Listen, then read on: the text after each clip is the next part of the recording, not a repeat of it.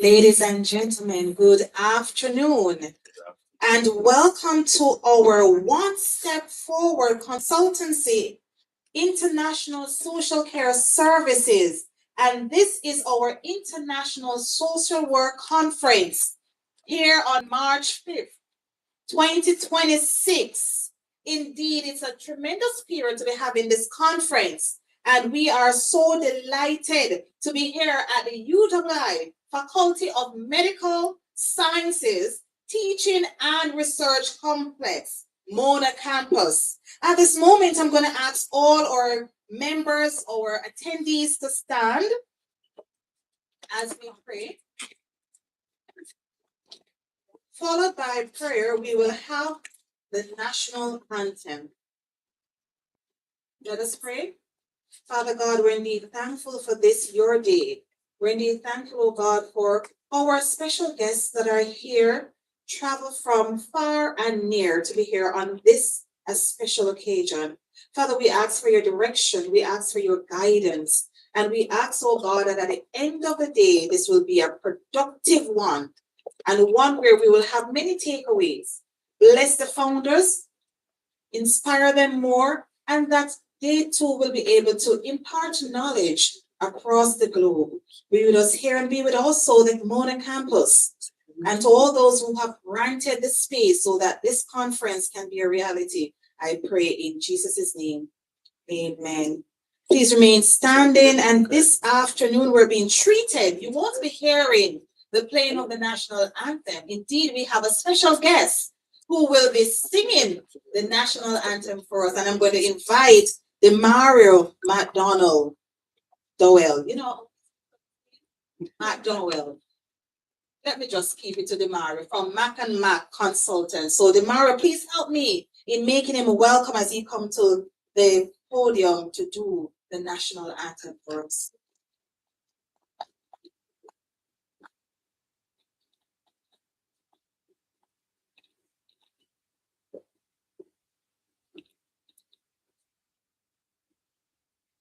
Eternal Father, bless our land. Guard us with thy mighty hand. Keep us free from evil power. Be our light through countless thoughts. To our leaders, great peace tender, grant true wisdom from above. Justice, truth be ours forever. Jamaica land we love. Jamaica, Jamaica, Jamaica land we love. Teach us true respect for all. Stir response to duty's call. Strengthen us, the weak to cherish. Give us vision, lest we perish. Knowledge send us, Heavenly Father, grant true wisdom from above. Justice, truth be us forever. Jamaica land we love. Jamaica, Jamaica, Jamaica land we love.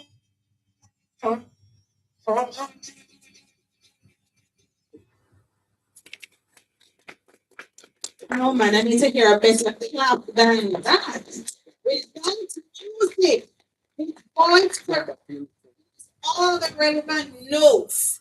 And that was indeed great. Please be seated. Thank you very much, Mario McDowell, for that singing of the national anthem. Indeed, Jamaica land we love.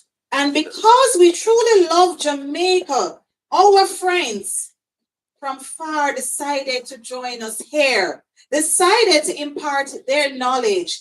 And I just want to bring to us a special guest. And she is indeed important to us.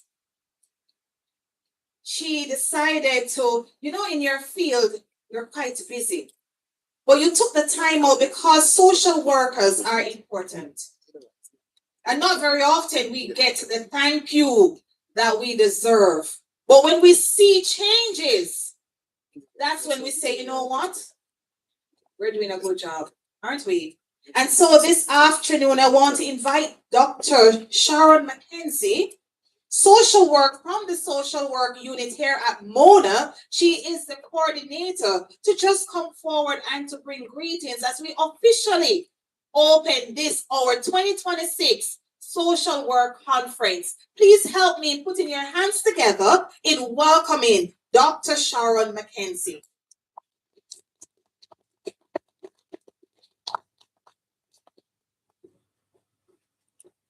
Okay, so thank you. This is indeed a pleasure to be able to welcome all of you to University of the West Indies Mona campus. I am greeting you from our Dean, Dean Ricketts, Faculty of Social Sciences, who could not be with you today, but wanted to know that she sends a warm welcome to all of you. And also from our HOD, Dr. Gale, Herbert Gale. He apologizes for not being here, but wanted to give you greetings and welcome. This is amazing to be able to bring together all of you, all of the speakers who are here from Canada, and I'm going to get all the places wrong, but you have all traveled to join us here in Jamaica. Thank you so much for taking the time out. This is important that social workers are able to come together internationally to be able to collaborate and to do great things. And especially with the impact of Melissa on both our students, on all of individuals who live in Jamaica. We have seen it here on our campuses in terms of the impact it has had on our students. And that they are dealing, even though they may have adjusted because they're in class, that they're still dealing with their families who are having to recover from all the things that they've had to go through. So we just want to say thank you. I hope that this afternoon will be wonderful, and that I'm hoping that it's recorded so that for the students, unfortunately, today was sports day. I know this auditorium would have been filled with our students, but if it's recorded and could be available to our students, I think this would be wonderful. So again, have fun, and I look forward to watching the recording. Thank you so much. Thanks very much to Dr. Sharon McKenzie for bringing to us that welcome. Now, you might be wondering, who is your host? Because you might not know the name. And so just to introduce myself briefly before we get into the juicy part of this conference, I am Molly Plummer Henry, your host, a social worker by heart, and someone who believes in transforming lives, empowering those that are at risk, because all of us, we have a role to play when it comes to rebuilding of our nation. And so I am very pleased this afternoon that the organizers, the founders, Patricia Thomas and Mackenzie Thomas and Corey Hyde, decided to have this organization, decided to be doing this for over 15 years, coming back to Jamaica and to be giving back to our country, not just giving back in terms of tangible items, but also to be imparting knowledge. Because when knowledge is imparted, say, don't, guess what? Don't give a man a fish. Teach the person how to fish, and so that they are able to continue in the field. And so we just want to say a big thank you to Patricia Mackenzie Thomas and Corey Hyde. Just a little history in terms of the International Social Care Services Practice Development Consultant and what they have been doing over the period. I just want us all to put our hands together as we welcome one of our co-founder and director, Patricia Mackenzie, to come forward and to just bring us welcome and greetings and overall what they have been doing. Because today is just the climatic part of the week-long activity that they have been engaged in. And we want everyone to know that it's all about healing, learning, and community restoration. And the theme for this is rebuilding lives, restoring hope with a healing presence. And those are not just easy words to put together. It must come from the heart, and it's about enabling, as Dr. Sharon just stated a while ago, regarding what is happening with our children. It's important that we're able to rebuild on lives and restoring that hope, so that at the end of the day, restoration will take place. And so help me in welcoming Patricia Mackenzie Thomas as she brings us welcome on behalf of the organization.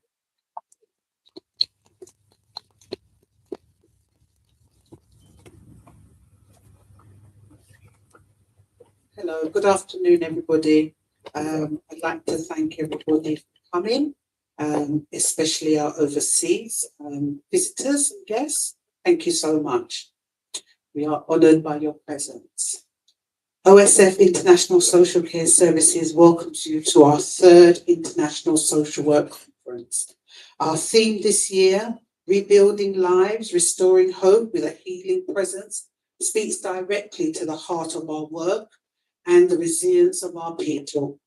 As we gather here in Jamaica during Social Work Month 2026, we turn our attention to two critical areas shaping our practice today: psychosocial recovery after Hurricane Melissa and safe and effective practice across all levels of care. This conference is a space for learning, reflection, and collective strength as we continue supporting individuals, families, and communities on their journey towards healing and stability. In the wake of Hurricane Melissa, we have been reminded of the extraordinary power of the community. The days and weeks that followed showed us what it truly means to stand together, neighbours helping neighbours, agencies working side by side, and entire communities rising with courage and compassion. At the centre of these efforts were our social workers, health professionals, and first responders who serve with unwavering commitment, often while carrying their own losses and fears. Their presence helped steady communities in moments of uncertainty and offered reassurance during some of the most difficult days after the hurricane. This conference, in many ways, is a tribute to their service. It is a space to honour their resilience, to learn from their experiences, and to strengthen the networks that hold our communities together to these times of crisis. In us coming together today, we honour not only the work that has been done, but the spirit of that has carried us through. Rebuilding lives and restoring hope goes beyond words. It is the essence of the lived reality of every social worker, health professional, and first responder who showed up with the courage of Hurricane Melissa. Their healing presence became a lifeline for families, communities, and for Jamaica itself. As we move through this conference, may their example guide us. May it remind us that upliftment is a collective act, and that when we stand together with empathy and professionalism and purpose, we create the kind of hope that lasts. I ask that you please share your experiences, if you feel able, gain knowledge from our speakers, and take away whatever will strengthen your work and your well-being in the month ahead. Thank you again.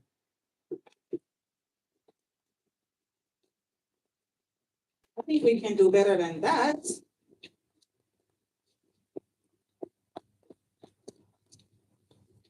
Thank you very much. Now we're moving with great alacrity so that we can get to the exciting bit. But just to let persons know a little bit in terms of pre-Melissa, Melissa, and post-Melissa. So as you know, our flag, green and gold symbolizes a lot in terms of the people here. And Jamaica, we are a strong nation. We mostly come together when we have music, the track and field, and it's just about in socializing. We are together. We are very competitive as well. And so for many persons, the thought of having a Hurricane 5 coming to our shore was like, maybe not. But then as the days got closer, we realized that, yeah, it's coming. And so as Gilbert, those of us who lived through Gilbert, we did a little bit of a planning. And as another day got closer, we said, guess what? We don't just need to do a little bit of planning. We need much planning because this thing is going to be, hard hit. Now, Melissa came and entire Western Jamaica, 6 parishes were greatly affected by Melissa. And I'm from one of those parishes. And so for me, I would have categorized myself not in the high risk, but I'm going to put myself in the low risk because of my damage was not as extensive as some persons. And so I was able to give back to persons. I was able to be a hotel for persons, my neighbors, who were affected greatly. Now, the government decided to join together. As Patricia Kenzie Thomas mentioned, agency came together. And so underneath the Ministry of Health and Wellness, they decided that, guess what? Many of us who were trained as problem management plus, which means the plus is the strategies, where we provide counseling for persons going through depression, persons who have experienced trauma. And this was before Melissa. This was just ordinary because we realized that domestic violence had a lot to do with how it is that persons, the behavior of some of our members, citizens. And so under that umbrella, we were trained as problem management plus personnel. Now, when Melissa came, post-Melissa, realized that a lot of persons were depressed. Trauma stepped in. Persons were on the brink. And you can just imagine, Melissa was not just about the low class, but every class on the spectrum were affected by Melissa. And so persons who would have normally hide the trauma that they were going through were now seeking help. And so they decided to have what we call the PFT, the psychological first aid training. And so many of us, we were trained in that field. So can you imagine, I'm a problem management plus supervisor, so I supervise providers. Then I got training into the psychological first aid, which is a basic questionnaire to ask some questions. So persons would have reached out. If you're having challenges, please come to the health center. Please come to the schools or the various establishments that were designated for persons who were going through depression, persons who really needed someone to talk to. And so it was a cluster of persons. So you had our PFT personnel, you have the problem management providers, you had the psychologists, and you had the psychologists. Now, there are referrals between. So when you do that questionnaire, if the person got a certain amount, then you know, okay, based on the score, you don't need to see a psychologist or a psychiatrist. You just need to see one of the PM Plus providers. Because all that is needed is various counseling sessions. We don't tell persons what the curing method is or mechanism. You allow persons to work through and they decide, guess what? Based on what I'm going through, this is what is needed. Because when you impart or impose your idea to someone, if it doesn't work, trust me, but you were the one who told me that I needed to do this. So no, you allow them to come up with that solution. how it is that they can resolve, how is it that they can move forward. Now, based on a certain score, if it's high, then you know you have to make a referral. Worse, if the person stated that there are times when they feel like hurting themselves, or there are times when they feel like hurting others around them, then that is where the psychologist or the psychiatrist would come in, and then the referral would be made. I think the sessions, there are sometimes 6 sessions per person. So it's over a period of time. There's no one fix to this. And so we continue to encourage our citizens to speak out. Because in the working environment, you're going to have persons who are suffering. And then you as the manager or supervisor might just say to someone, not intentionally, and they could just blow the gasket. And then you're going to come down, hey, guess what? I'm going to take it to the disciplinary hearing, or I'm going to put in or impose some penalty. When in fact the person is going through psychological issues. Children are going through it. Because not just adults, but our children are experiencing depression. Their performance have dropped. Now, as a parent, you're going through it. How are you going to be able to identify? How are you going to be able to help your child when you're going through that as well? Our fathers as well probably would have lost their job because many persons were out of jobs. The hotel industry temporarily froze because there was no space, the accommodation, because of the damages. So you can just imagine, you have your family, you are the man at the home and you can't provide. And you have your children that suddenly have behavioral issues. And you're now wondering what is going on. Shouting, passing on aggression, that's not going to help. And so this is where the providers came in to provide the counseling sessions. This is important, and I'm glad that Patricia and Corey decided, along with our presenters and our special guests from Canada and the UK, to come and not just here for the conference, but they have been here from March 1 to now going through various schools and community and to assist. Because it's not an isolated case. Every sector, every organization, you have the church, you have the school, and you have the home. And so it has to be an interactive or integrated approach in terms of solving some of these issues. And I can speak to the success of this, of what the Ministry of Health, along with other agencies, because Dr. Hank, if I give you a fish, you're going to just eat the fish today, and you're going to say, yes, my tummy is full. I'm satisfied, but it's just for a period. But what happens tomorrow? What happens the next day?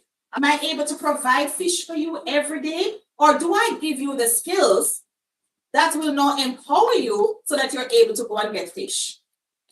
That's what we're saying in terms of rebuilding, in terms of restoration. And it has to be a community effort. And so this afternoon, as we move swiftly ahead, we have some special persons who are here to take us through some discussions, to enlighten us more, to impart knowledge and how it is that we can further enhance our community, empower our community members who are grappling, who are in a state of, am I going to survive? Because it's all about survival mode at the end of the day. How it is, and it's not just about survival for now, but how it is that I can further demonstrate, or I can get past this and then become the best me. Because if I'm not at my best, I can't help tomorrow. Because a lot of time we think helping persons, help persons who need help too. And I've always said, who help the counselor? I'm there offering counseling. Anybody ever stop and say, come and counsel you too? Because sometimes they think you can separate the issues, but sometimes we internalize and we take on everybody's problem. And by the time we're finished, we're suffering ourselves. So we too need. And so at this moment, we're going to look at the healing presence. What is this healing presence we're talking about? And it takes in some skills, emotional intelligence, self-regulation, and it goes further to supporting others. That's what healing presence is all about. Being aware of and managing your own emotions. Now, let's be honest. How many of us can manage our emotions? Your husband gets on top of your nerve. Do you like, oh, darling, I love you. Like this company that said every customer that walk in, you must smile.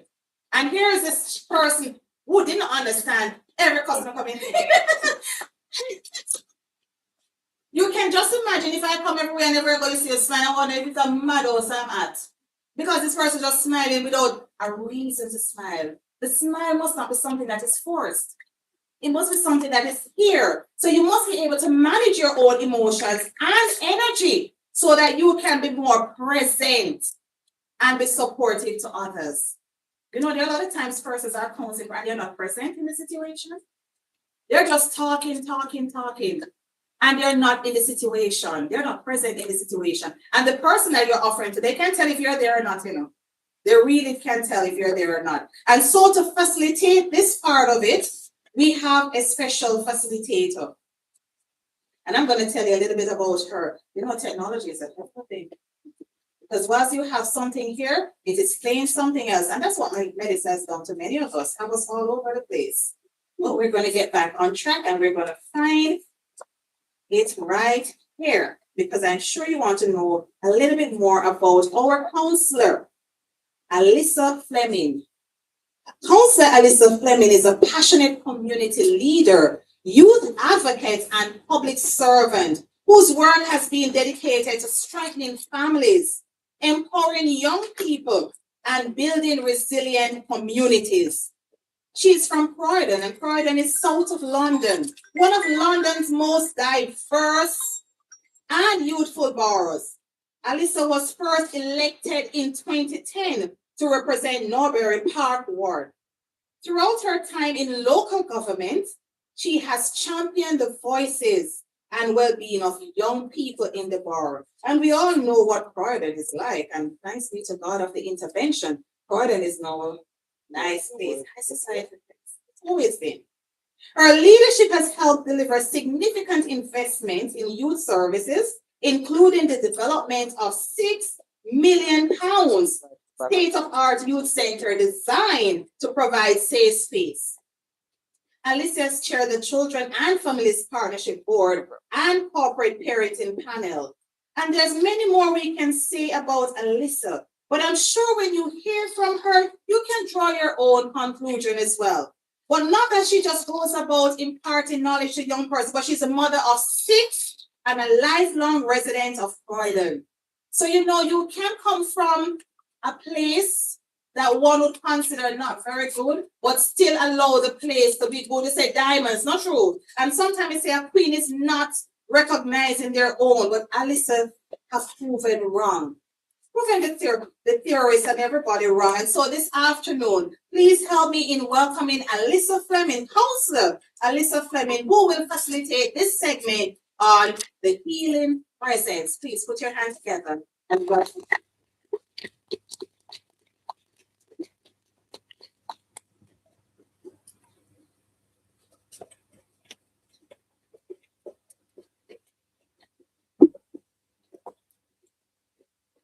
Good afternoon, everybody.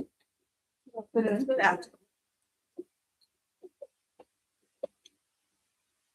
Thank you for such a lovely introduction. So my name is Councillor Alyssa Fleming, and as you've heard already a little bit about myself, I am indeed a mother of 6, and in my daytime career, I have been the lead member for children and young people, and most recently the civic mayor of Croydon, where the focus was actually, my theme for the year was communities together, and really talking about how we support one another to build resilience in communities and work together to deliver real and lasting change. I would just like to take the opportunity to really say a vote of thanks again to Patricia. She has worked tirelessly to bring this entire conference together. And we recognise that, you know, it's not always easy. People don't see the silent nights, they don't see everything that happens behind the scenes. And, you know, I have the privilege of getting to see you in London and to witness for myself firsthand the work that you do. And indeed, it's because of your commitment to helping others that many of us have taken the time to travel overseas to be with you today. We have a number of persons who are joining us remotely online. So who weren't able to travel, but such is the importance of the discussion that they've all joined online. And so I'm sure that we'll be hearing, I think there's going to be a Q&A, so there'll be some questions that will be coming through on the chat that we'll be able to use to inform the conversation a little bit later on. So today's theme, rebuilding lives, restoring hope with a healing presence, psychosocial recovery after Hurricane Melissa. And it could not be more timely or more important.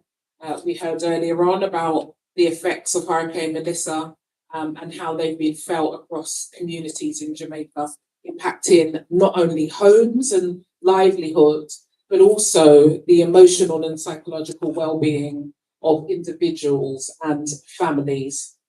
And events such as this remind us that recovery after a disaster is not only about rebuilding structures, but it's about supporting people.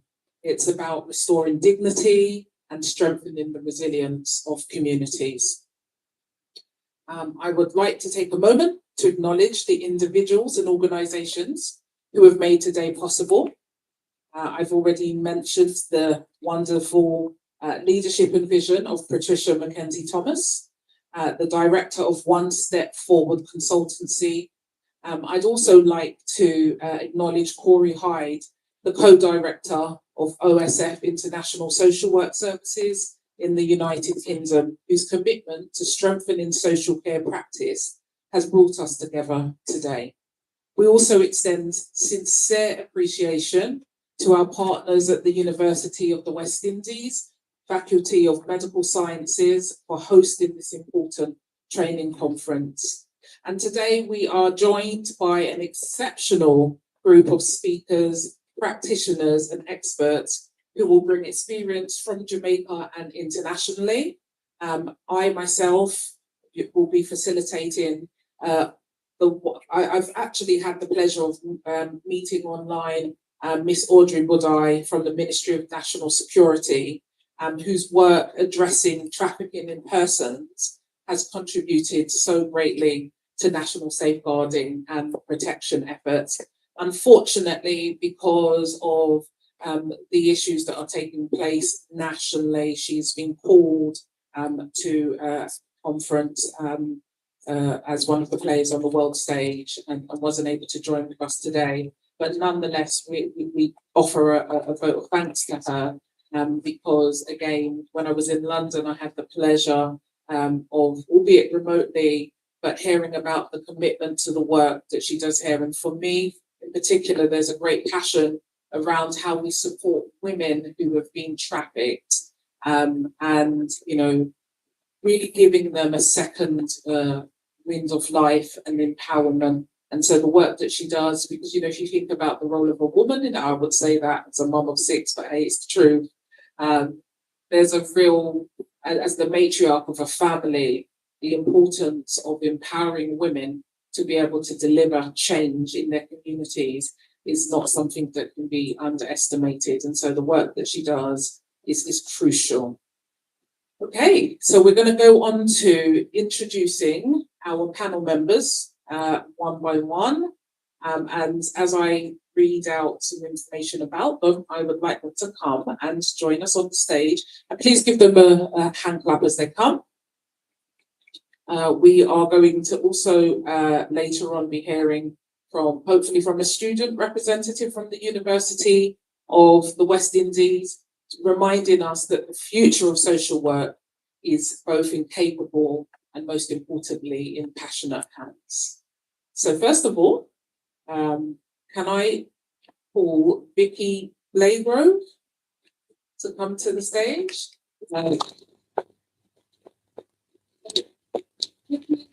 A senior social work practitioner from the United Kingdom. Oh, she was bringing valuable international practice experience.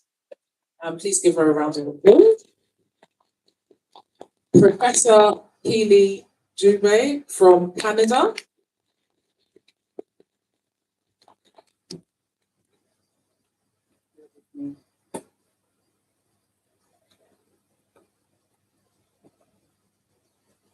And can I call up Dr. Hank?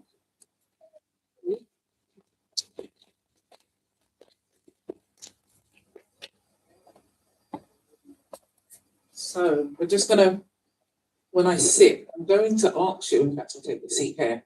I'm going to read individually the full biography so that people, she's looking at me like, why would I do that? After all those years of work and hard practice, she doesn't want us to discuss it. Okay. So, Vicky Blagrove is a highly skilled and motivated advanced social work practitioner who is very passionate about improving people's lives and ensuring that every person and child under her supervision receives the highest level of care and intervention.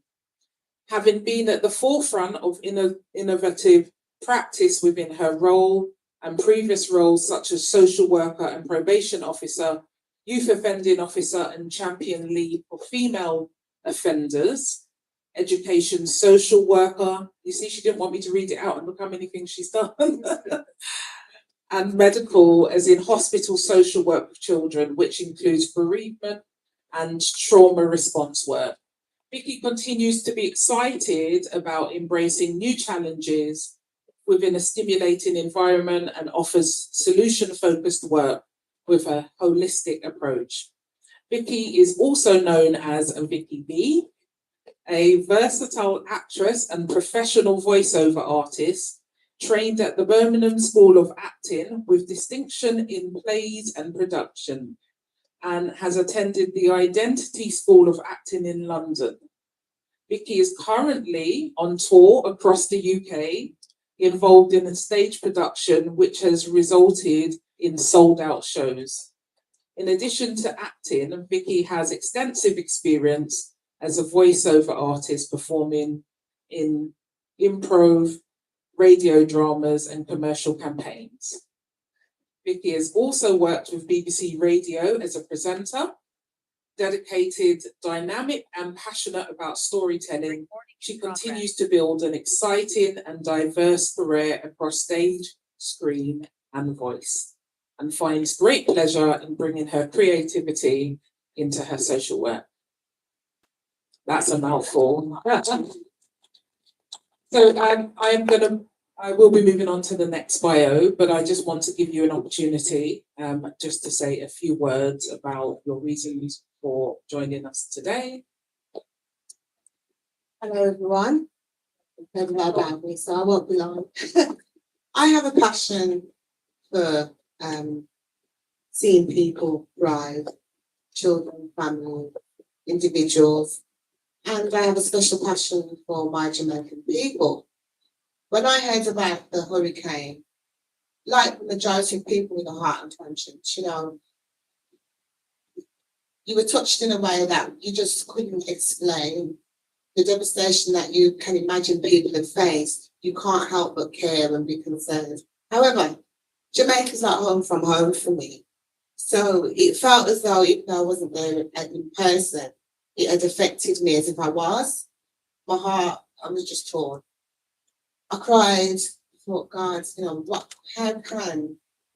I can only imagine how these people are, affected, but how can you wake up one morning, when you're home, you're with your family, you have a job, and life was just normal, and in an instant, it's all ripped to shreds, to have a roof over your head, which is very basic, a roof over your head, you can't go to the supermarket because everything's in pieces. And I just kept thinking about the experiences that from, a baby.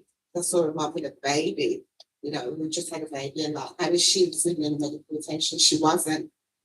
Practical things that we take for granted, how important it was or would be for, but being ripped away from you in an instant.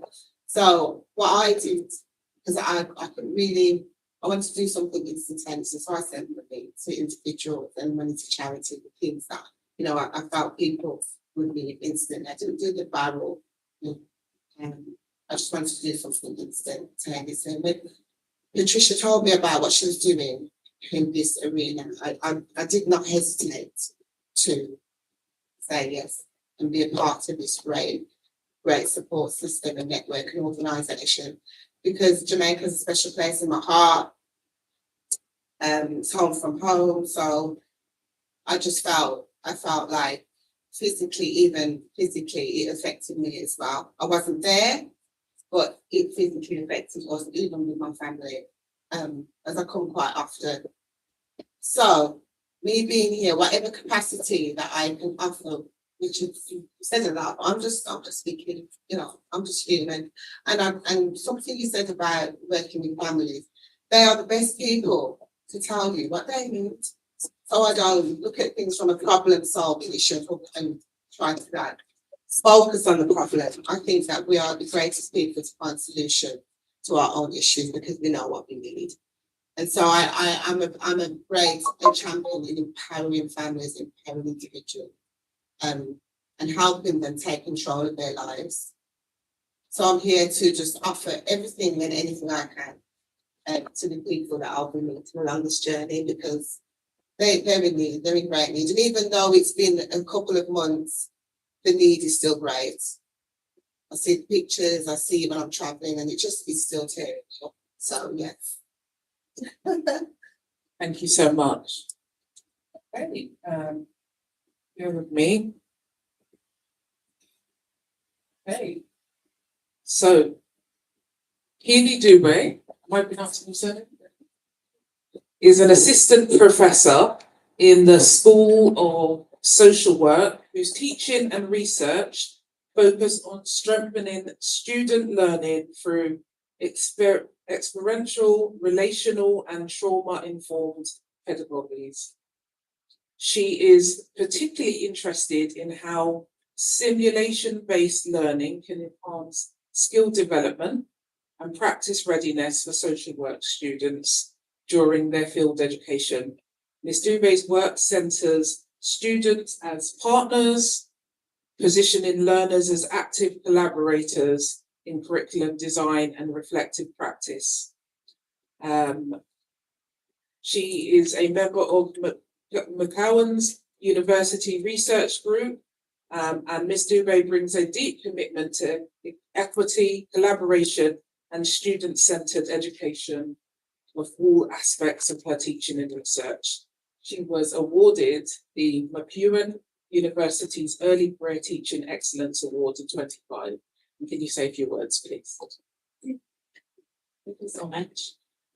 Thank you for having me, and it's difficult to follow all the amazing work and everything you've said, but I would just say that I've had the privilege to spend a little bit of time in Jamaica previously, and I too was just gutted when I was watching Melissa come through.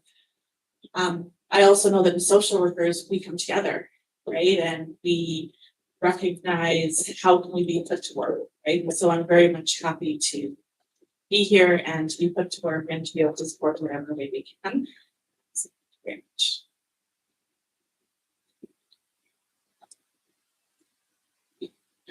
very much. Mr. Hankins, Dr. Hankins looking like okay. So, Professor Hank is, sorry, this is what happens when you need your glasses. Yeah.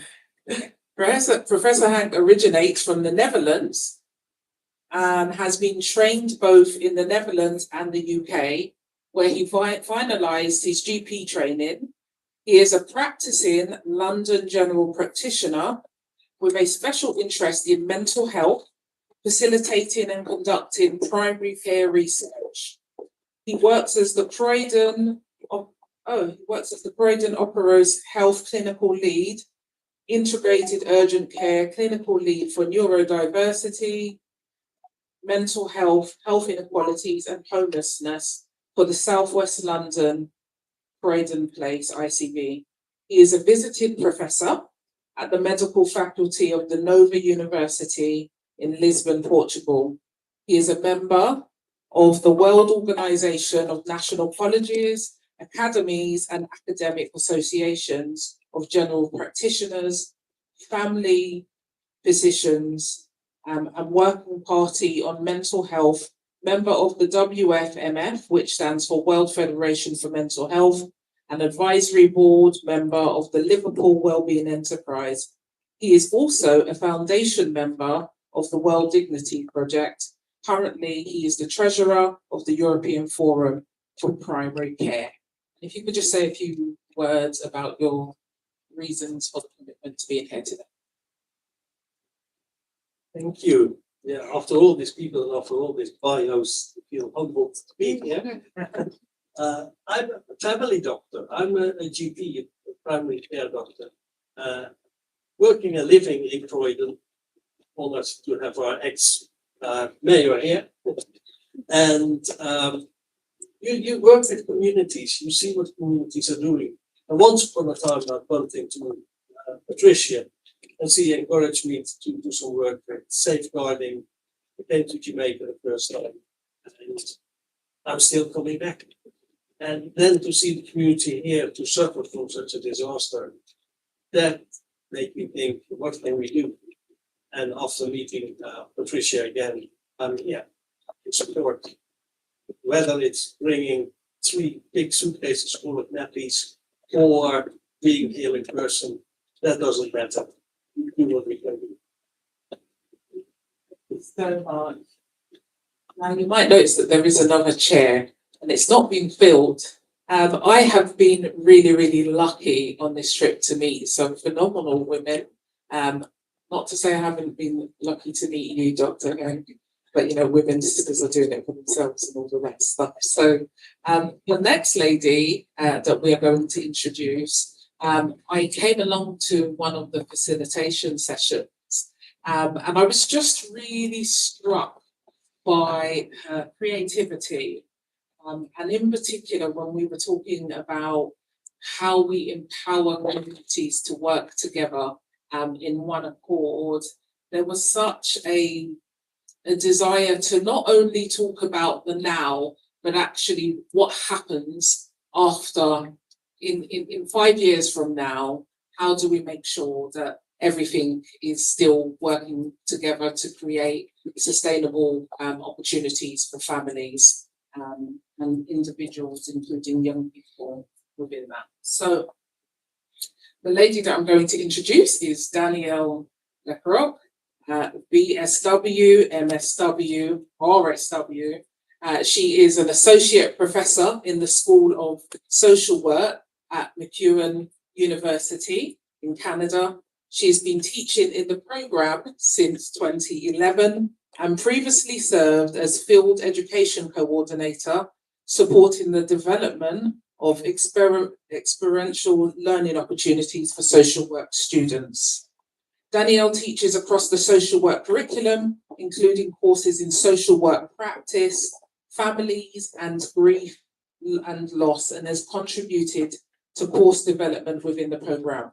Before entering academia, Danielle worked as a clinical social worker in hospital settings, including neonatal intensive care and specialised paediatric follow-up clinics, as well as in community and family support roles. Her professional interests include field education, practitioner resilience, grief and loss, and compassionate social work practice. Danielle is a member of the Alberta College of Social Workers and the Canadian Association for Social Work Education, and has presented her work at national conferences. And if you could just say a few words about your desire, the reason for coming today. Hi, everybody. Yeah, I think it's been said just that I was introduced by my colleague Keely, who was here last year, to Ms. Patricia, and just the opportunity to help, to be part of this cause was a privilege for me, and I'm really thankful to be here. And yes, be put to work, and the opportunity to be part of the conference, to be part of conversations with social workers who are doing the hard work, and to be helpful in facilitating conversations that uplift our community. I think I'm just really thankful for that, and thanks to everybody for joining the conversation.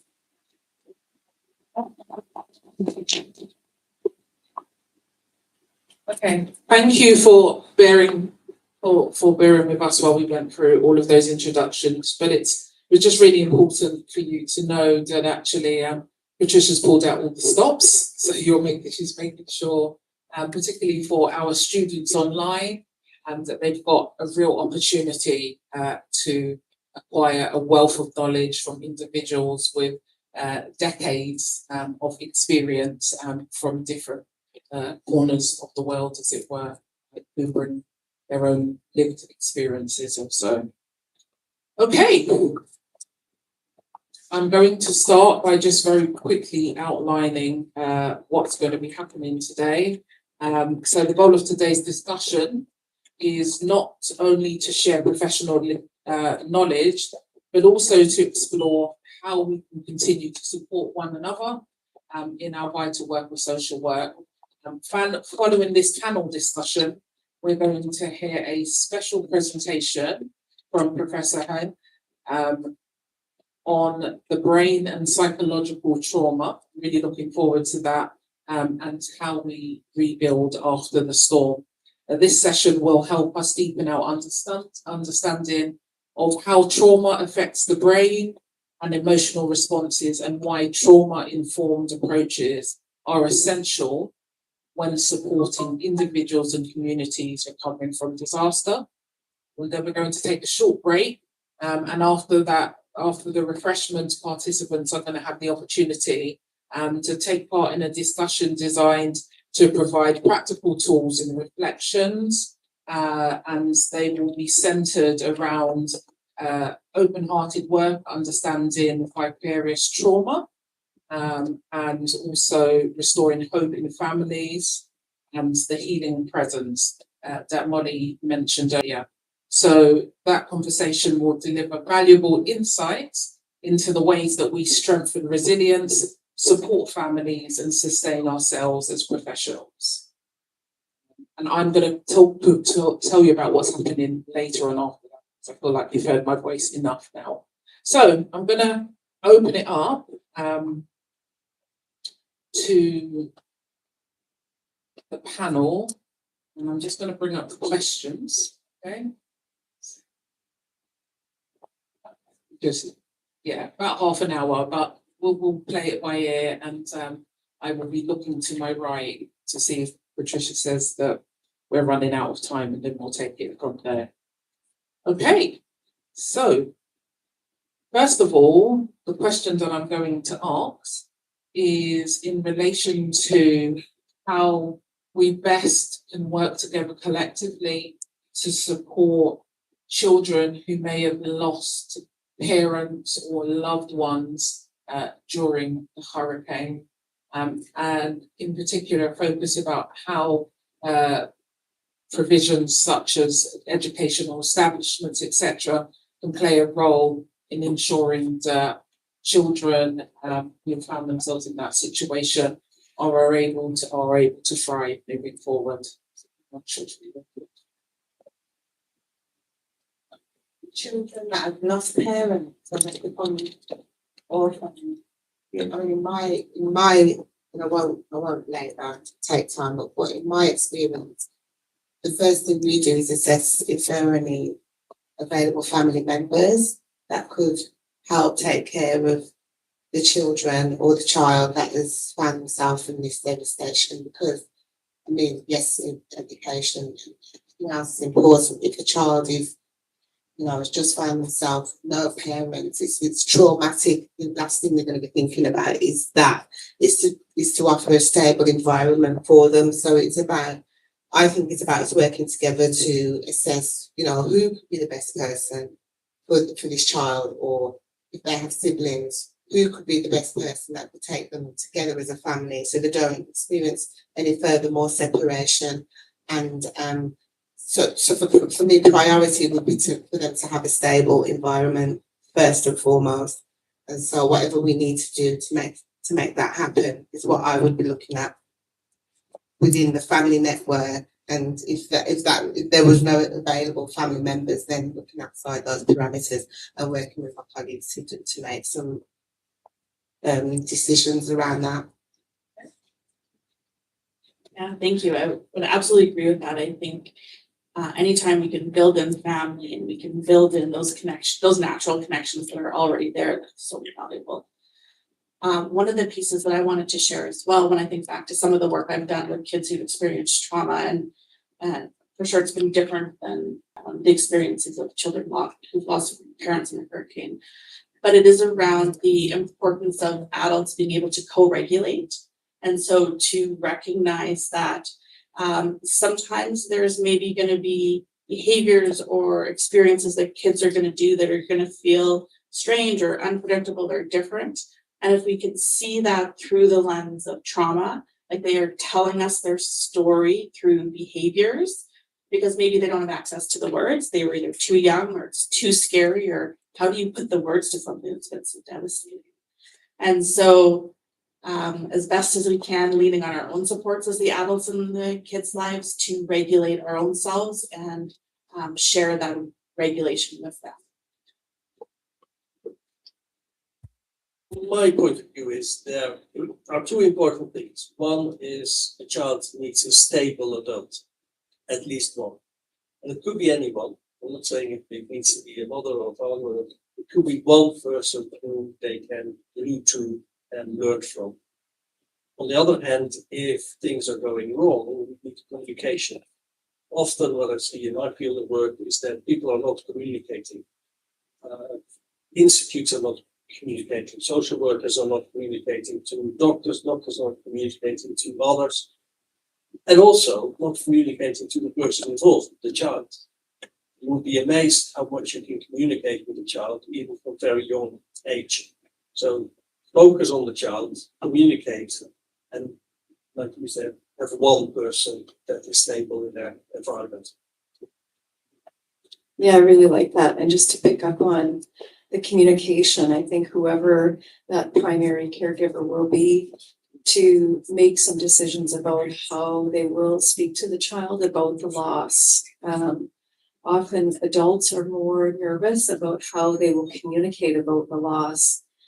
So making decisions about some clarity around the death of the parent, thinking and talking to experts if they need to about understanding, talking to children about death can be really difficult. And sometimes it's more difficult for us as the adult than it is for children. So understanding age appropriate language, it's going to be different talking to a 3-year-old than different talking to a 12-year-old. And sometimes adults can be very hesitant talking about death when the children actually need to know and want to know, where did dad go? Where did mom go? And we can sometimes make mistakes and say, well, they went to sleep, because we're afraid to use the word death.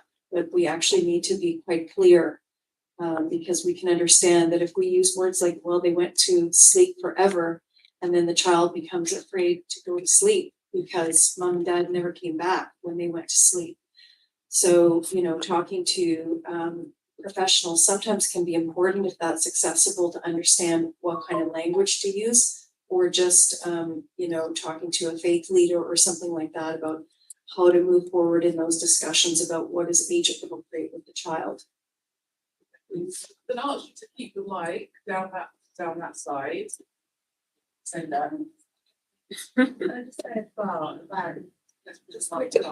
Like thinking outside of the box in terms of the tools that you use as a social worker, because it's, we have assessments or we have different intervention plans that we use, but your children especially can be quite creative as well. So when you're using certain tools, they will be able to express their emotions better than if you just, you use the generic kind of assessments or documents, and it makes it very difficult for them to express themselves. But a simple picture, why, how do you feel today, or what makes you sad? You'd be surprised, or you sit down with them and you're doing something creative or role play, and they start to express themselves in ways that they wouldn't be able to, and you wouldn't get certain information that you need if they hadn't used those kinds of things. So it's about thinking outside of the box as well. Just two things. One is a technical request. If we can just try to see if we can get an additional microphone so that we can just keep it down that side. So yeah, so just whilst that's happening, may not be possible, but if we can try to see, I'll let people behind the scenes be doing with that. And just to check to make sure that our brothers and sisters that are joining us online, professionals are able to, everything is going well for them and they can hear. So if we can just check that out in the meantime, that would be helpful. Let's see. Hello, hello. Pass it to me. Really hear it. Can you come and I'll let you work on the sound back for me. With this one. We'll keep that one down that side. Are you sure you just can't hear me because I've got loud now? Because it could be that. Okay, so just carrying on from the comments that you were making earlier on, I particularly want to zone in on how we ensure that we're regulating ourselves to be able to support others, because often we can find such traumatic experiences that really burn out our social workers. So in my former role as lead member for children and young people, I particularly took a focus for working with our newly qualified social workers, and we ran a weekly session on a Friday morning, a coffee morning, and it was called How Is It For You? And the reason that we decided to run with that was because we were seeing such a high turnover in terms of social workers, both newly qualified but also experienced social workers, because of the level of trauma that they were having to deal with on a day-to-day basis. And so really looking at how do we make sure that the support is both there, even for some of the students that are online who will be listening, how are we making sure that they are being supported, and particularly for some of the things that they would have seen during, in the aftermath of the hurricane. So I'll ask you to speak first from a family's perspective. You did touch on some of that, particularly when you spoke about death, but I'm talking. I'd like you to respond more from resilience for the adults who may in the family who will then have to look after a child who's lost parents or loved ones. I don't know if this is what you're looking for, but I do wonder sometimes if it's helpful to create rituals that are, day to day rather than in crisis only. So working in kind of daily rituals as check-ins that can become habitual, and particularly for early practitioners. And so setting up good habits, you're thinking about students, setting up habits that are daily, weekly check-ins, thinking about ways to regulate leaving work at work. Like when we talk about, one of the words I came across this week looking at literature was metabolizing your day, metabolizing and processing trauma, rather than waiting for a crisis. And so, one of the things I was talking to students about this week who were newly entering practicum in child welfare and working in really difficult work was setting up things in their daily routines around rituals that would help them kind of decompress at the end of their day, to help them, again, kind of using that word, metabolize. So things like changing their clothes at the end of the day, turning off all of their equipment, their phones, their computers, showering, doing things that would allow them to kind of regulate and decompress at the end of the day. Again, building in those kind of daily rituals as opposed to only starting to do those things when they feel stress in their body building up during a crisis. It's absolutely true, and it's extremely important. Another thing is, these things are not working with appropriate supervision. That social workers and any other carer and other person get supervision. So someone is sitting next to you with experience and talk about it. But because we've got something that's called the moral injury, that something can happen to you which you really morally can't explain, or it's against your feelings. That's building up and building up and building up, and that leads to depression and burnout, etc., etc. So if you can capture that very early, you protect yourself. By protecting yourself, you'll be a better leader. So, yeah, just before, no, please hold on, please Okay. take the mic. So you've nicely kind of fed into the next kind of question and discussion, which is around how practitioners across sectors manage their own stress, trauma exposure. We've touched on that briefly, but that's why I wanted it to be more from the family element. And emotional fatigue whilst remaining calm and a stabilizing presence for those they serve. So I'd like you to answer both in terms of your experience working in the university, and also for you as your experience as a practitioner and supporting other social workers. I think that's a fabulous question.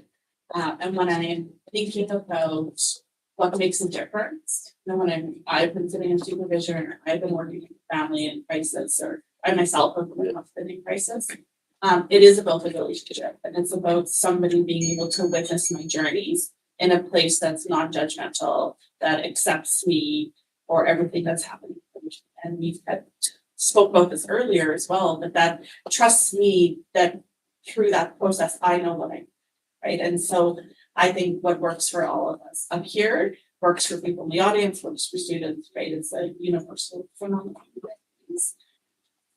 One of the pieces that I wanted to share that I love to come back and reflect on, why are we doing this? I think many of us in social work, in medicine, in healing professions feel this personal call to the work, this alignment of values, this commitment of I am here on this earth to make a difference, to do something positive, to have an influence. And the days are hard, right? And they're long, and it feels like sometimes it can feel like the stress continues. And I just invite myself and invite others to come back and think, okay, why are we doing this? Right? And also, we experience vicarious resiliency too, seeing the resiliency of the folks we're privileged to work alongside, and how can we tap into that to keep us going. I always ask myself this question once I get into this line of work, but I don't think you can do this work if you're looking for career progression only, or for the money, because this kind of work, you have to be called to do this because you have to have a heart for people and want to see them thrive and to be successful in any area of their lives that you're trying to, support them in. So I agree with you holistically on that. And, as from the UK, I'm not sure about any other part of the country, but but we have to register every year. We have to do reflective practice yourself. And sometimes it can be daunting, but it allows you to check yourself and reflect on your practice, which is good. But it also reminds us that we have colleagues to bounce how we feel off, use your supervision session to talk about how you're really feeling, and how things are affecting you. And please, please, please take time out. You need to fill your own cup up. You need to heal yourself before you can heal others. So it's about recognizing when you're feeling that burnout, to take time there. And there's areas where you can involve within social work. And as you read the story biography of I've always had that passion for acting, or that passion for the creative art. And you can bring those kind of dreams and passion into your work as well, because our children and families, they're so different, one side to look at all. So you can use what you enjoy in your work, and you'll be surprised how much it works. And the managers as well are like, oh gosh, it works, because the generations that we're working with now, when I first qualified, it's totally different. So you always have to have that open mind about change. It-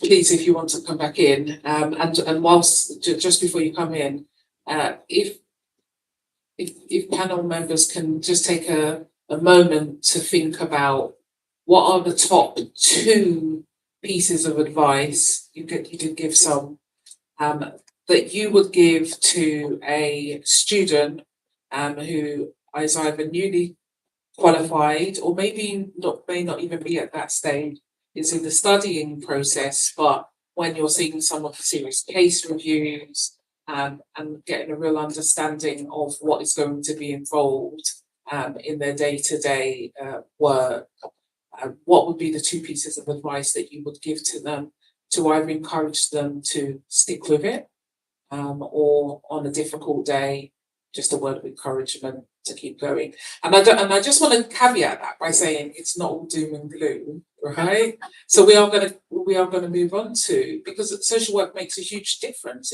It transforms lives, and I've witnessed that firsthand. I have a beautiful adopted daughter who I love dearly, and the support of social workers has meant that my life has been enriched in a way that I could never imagine a world without her. You know, a little bit personal, she'd be like, "Oh mum, why did you do that?" But it's just to say it's not all doom and gloom, but we have to talk about what resilience looks like, and so those words of advice. So I'll let you come in first, and then think you'll come in with your idea. I think I can do both. I'm feeling cheeky. I think I can do both. I was thinking about what Keely said about like resilience and some of the research we've looked at about compassion satisfaction and what advice would I give, and I think this is going to tie in all 3. I'm feeling lucky. I think it's really helpful to get really clear on what our purpose is, and that is that satisfaction piece. Because when I worked with women whose babies had died, I found that work could have been really sad. It was sad always, but also really, I found it very satisfying and a tremendous privilege to work alongside them, because I was very clear on what my purpose was. It would be really horrible if I felt that if my purpose was to save the baby or bring the baby back, it would be a terrible job. I couldn't do that. I knew the baby was gone. My job was not to fix mom or make her feel better or get over her grief. That was never going to happen. But I was so laser focused on my purpose was to walk with mom through her journey and help her get her needs met around what she needed in that moment. Did she want photos of the baby? Did she want to spend time with the baby? Did she want, like, what did she need in that moment? And my job was to advocate for her. Did she want me to spend time with her? Did she want me to bring relatives in to get funding? Did she need money? Like, that was my job, and I can work so hard to make that stuff happen. So I was really, does that make sense? Like, that was my purpose, and I would work like a dog to make that happen. So it wasn't, I didn't view it as getting fixated on something I couldn't do, because that would be banging my head against the wall. I would be really focused on the purpose that I had. And so I found that really fulfilling, that I could do something that if social work wasn't there, her life would be worse. But because social work was there and we could do those pieces, I found it very gratifying and a privilege to be alongside those women. So I think it's helpful for social workers to know what is my role and then do that really, really well so that we're serving people the best way that we can. And I think the literature around compassion and satisfaction that helps social workers stay and have really great longevity in their careers and avoid burnout is really closely related to that. How much autonomy do we have in our careers? Are we clear in what we're supposed to do? And can we find happiness in that? And so that made a lot of sense to me, that I was really happy in that role, despite the fact that it could have been a really sad, treacherous career. had I not been really focused. And our unit was really famous for social work autonomy, and we had really great leadership and great supervision, which is also tied to health in social work. So I'm going to, whilst Dr. Hanke is answering,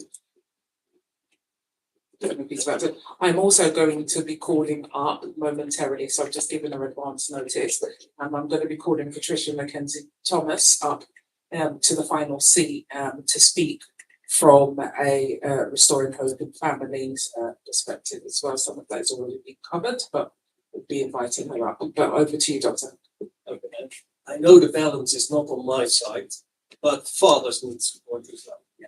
It's not only I predominantly want to put in a court statement, yes. and that's often a forgotten issue. Men don't talk about the food. So that makes a very big change, I think. And don't forget, whatever profession choose, even by changing one little pebble in the river, change the stream of the river. And at the end of the day, the delta has a different outcome. And I've had that many times, although I can't remember the patients that I served, but they see you and they say, Doc, remember when I saw you, you said so and so, and that changed my life. I can't remember it, but these things happen. These things are very powerful.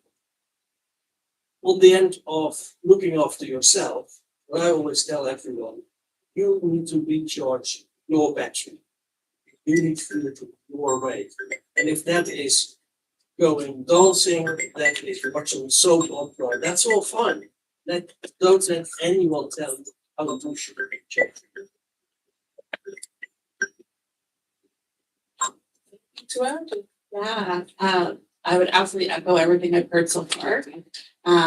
I think there's great assessment tools and intervention strategies and outcome measures. We've got a lot of those fabulous tools. But I will say relationships matter. Nothing happens without relationships. Relationships are what facilitate the change. They facilitate the pebble in the water.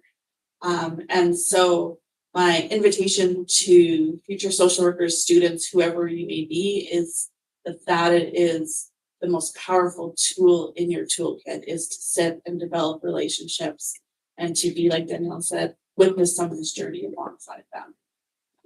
And stay curious, right? Social work, like you talked about, there's so many things. And sometimes in our own resiliency and our own taking care of ourselves, it means trying something else out for a while. And then we can come back and we can weave in all these pieces. Because at the end of the day, we're communities supporting communities. Yeah, and I echo everything that Jill said. The only thing I would really add is there's no stupid or silly question.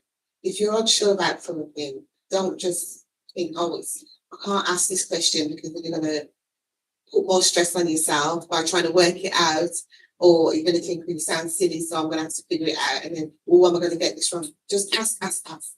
Ask your senior colleagues, ask your, when you have supervision, ask your managers, just ask. What do you think this colour would be all right for that? That's just it sounds like a silly question, but do ask questions because it'll give you clarity and it enhances your learning. And as it's been said as well already, do recharge your batteries, which again, if you need to go to the gym, and I like travelling, so you don't have to get bored. It could be, go to the park and take time out for yourself. Please recharge. I'm going to be calling Patricia to join us. Just before Dr. Hank gives his presentation around the brain and psychological trauma and rebuilding after the storm. But as a way of introduction, I wanted to ask Patricia to come and provide some brief reflections, because later on she's going to share some stories of strength and healing in more detail. But I'd like Patricia to come and to join us. One, to just talk in about the inspiration for the teaching conference, but also to just tell briefly about sharing personal details of some of the experiences that you Because I know you've been here for a while and you've been around the country, spending time with families. If you could take the opportunity to talk about some of the work that you do in the schools as well, and the education system. Just to inform Dr. Hank's presentation, where we'll be looking at psychology. Just to inform Dr. presentation. Can I ask you to, In terms of working with internet, my team and I was thinking about this yesterday, and we were saying we started in 2014 with just doing fun days, etc. And we were working within communities just that we were feeling volatile and extremely with children. From one community, we actually took a trampoline meal and had a water park down there. The children, this is 2014, didn't know what a trampoline was. You know, we're asking, you know, can we go on this trampoline? So, compared to the children that you have in the UK, they're just very privileged. They don't think they are, but they're very privileged. It was open up very privileged. And then we had a fun days down in Coburn and Kent will attest to the changes that we saw whilst we were working within school, and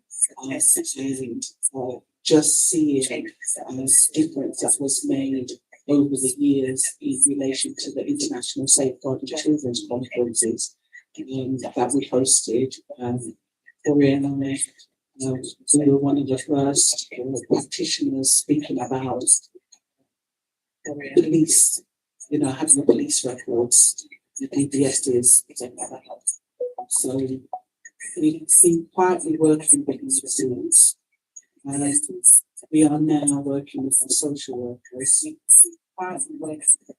And right now, one of the things whilst we are here today is that the impact of the hurricane Melissa was felt throughout all of the communities within Jamaica.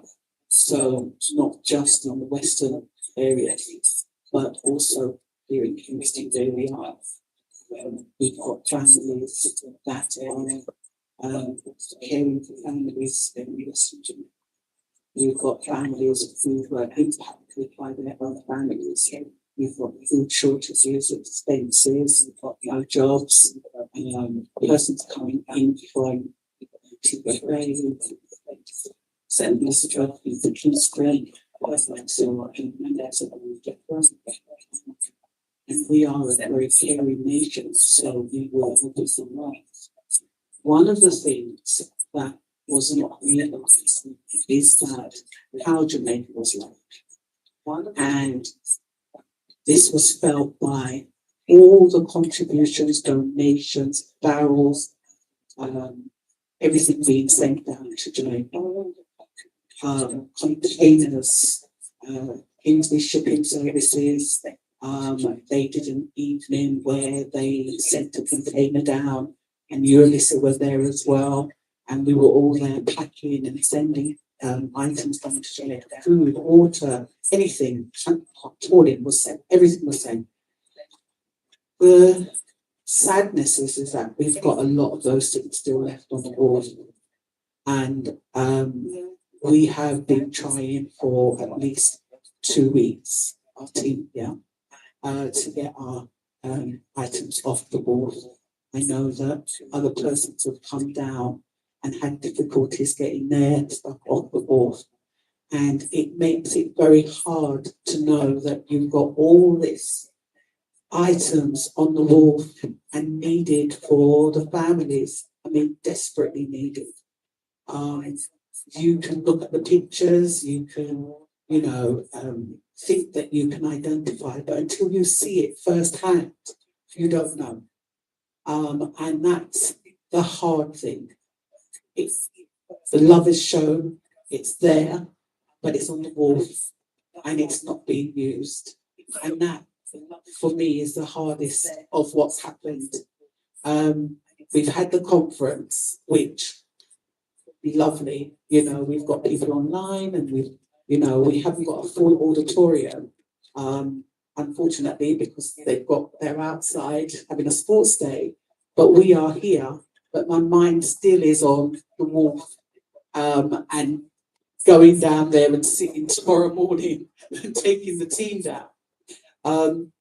So what is impacting our families is that they're not being provided with the support that they deserve, as well as our social workers, because some of the items that we have are for our agencies, and those agencies are working with our families, and they need the resources that we've got or what other people have got. They're not just us. And it is, when you look at it, I know Dr. Henk went down to Sadlermar yesterday and actually saw the devastation. We will be going down on Saturday and Sunday. We're going to church on Saturday and Sunday in those areas. But our thing is, we want to take our items. So can I just and we reconnected in London, as you mentioned, at Kingsley Shipping Yard. And because of time, I had planned to speak in relation to the similarities that took place between the COVID-19 response, about how we support communities with resilience, and the impact felt personally for us over in Croydon, but indeed across the world, and the role that communities played. My brother's keeper, the role of your neighbour to be able to deliver some of that support. And so there is a real discussion about how we're ensuring that we build infrastructure into countries. And, with my political hat on as a politician, that is most definitely something that we need to consider when we're looking at funding and how we make sure that, particularly for countries that may experience earthquakes, or indeed for us, one of the issues that we usually have in a particular area of Croydon is around flooding, and what the emergency response looks like, how we're making sure that services are funded to be able to deliver some of that support, and indeed, as you mentioned, the work and the support that we really, really need to be able to get the items off of the wharf and into the hands of the families that really, really need them. I'm going to call Dr. Henk for his presentation, but I am very, very mindful, and I asked if somebody could just bring me one more chair, because, one of the things that we said we wanted to do was to hear from a young person from a youthful perspective, but particularly your experience training to become a social worker. You can't see if you're online, but you can see who you're pointing to. So I'd love to call you, if you can come to my seat, that way we can't say there isn't one. I'd love to call you down to come and say a few words. It's definitely you.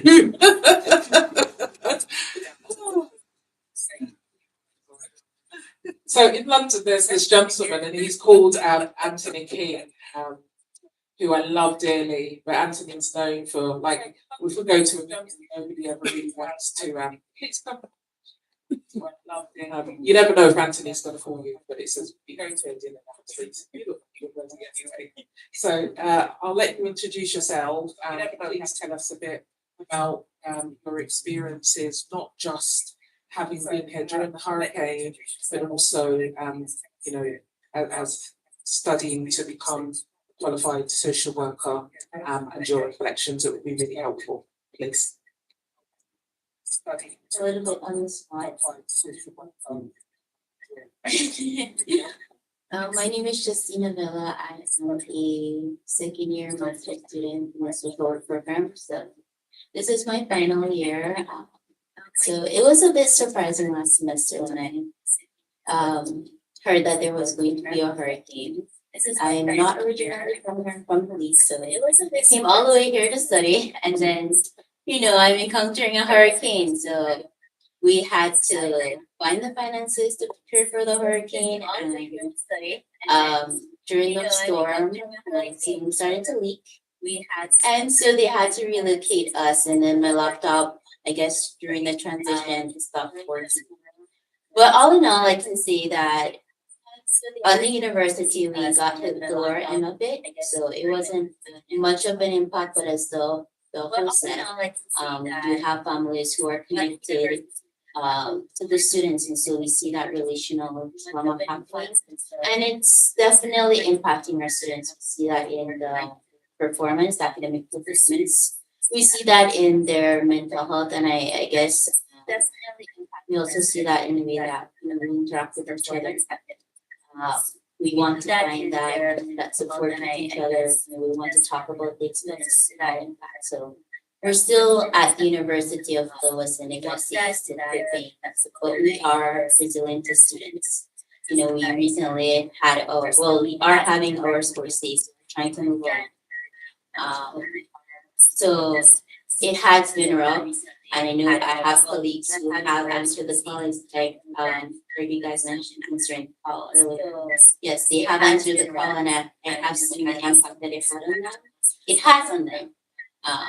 They're stressed out, and they also have to deal with this, having to perform their academic duties. So it's very stressful, and I think that this discussion is very timely, very relevant, because it's a reminder for them to kind of, recognize the signs of burnout, recognize that they have a community intervention, to also recognize the support that they can get from recognized here. And also, I believe you guys talked about resilience. I think also we need to remember resilience, and also ensuring that we're working, recognizing that resilience first and foremost, because we need to understand that communities, they come with their own strengths, and they are involved in resilience. So recognizing that, and also partnering with the community to ensure that we are bringing out that resilience so that we can ensure that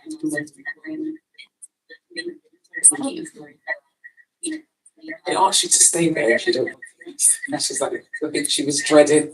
No, because it's really important that we get a perspective from on the ground, and how much more so than particular your insight now.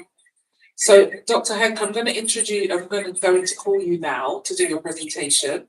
I'm assuming that you're going to be coming over here. So, Dr. Henk, I'm going to introduce you. Yes. And would you like us to move, or are you okay for us to stay? Should I stay or should I go? Okay, no, I think we're staying, ladies. Or are we going to be? Yeah. Okay, I guess we're going. And then we're going to come back afterwards and have a discussion.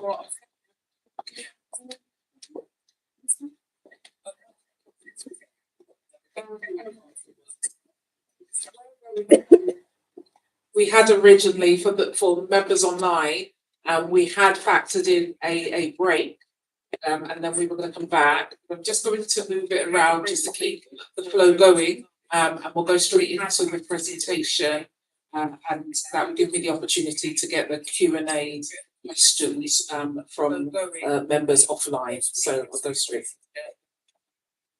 Thank you. Can you put it on slide? Thank you. Slide.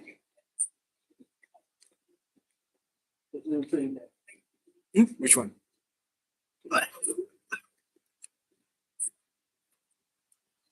Okay, then if you press the space bar, then you go to the next slide.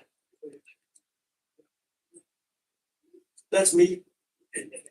Already introduced in a magnificent way, so we don't need to go there.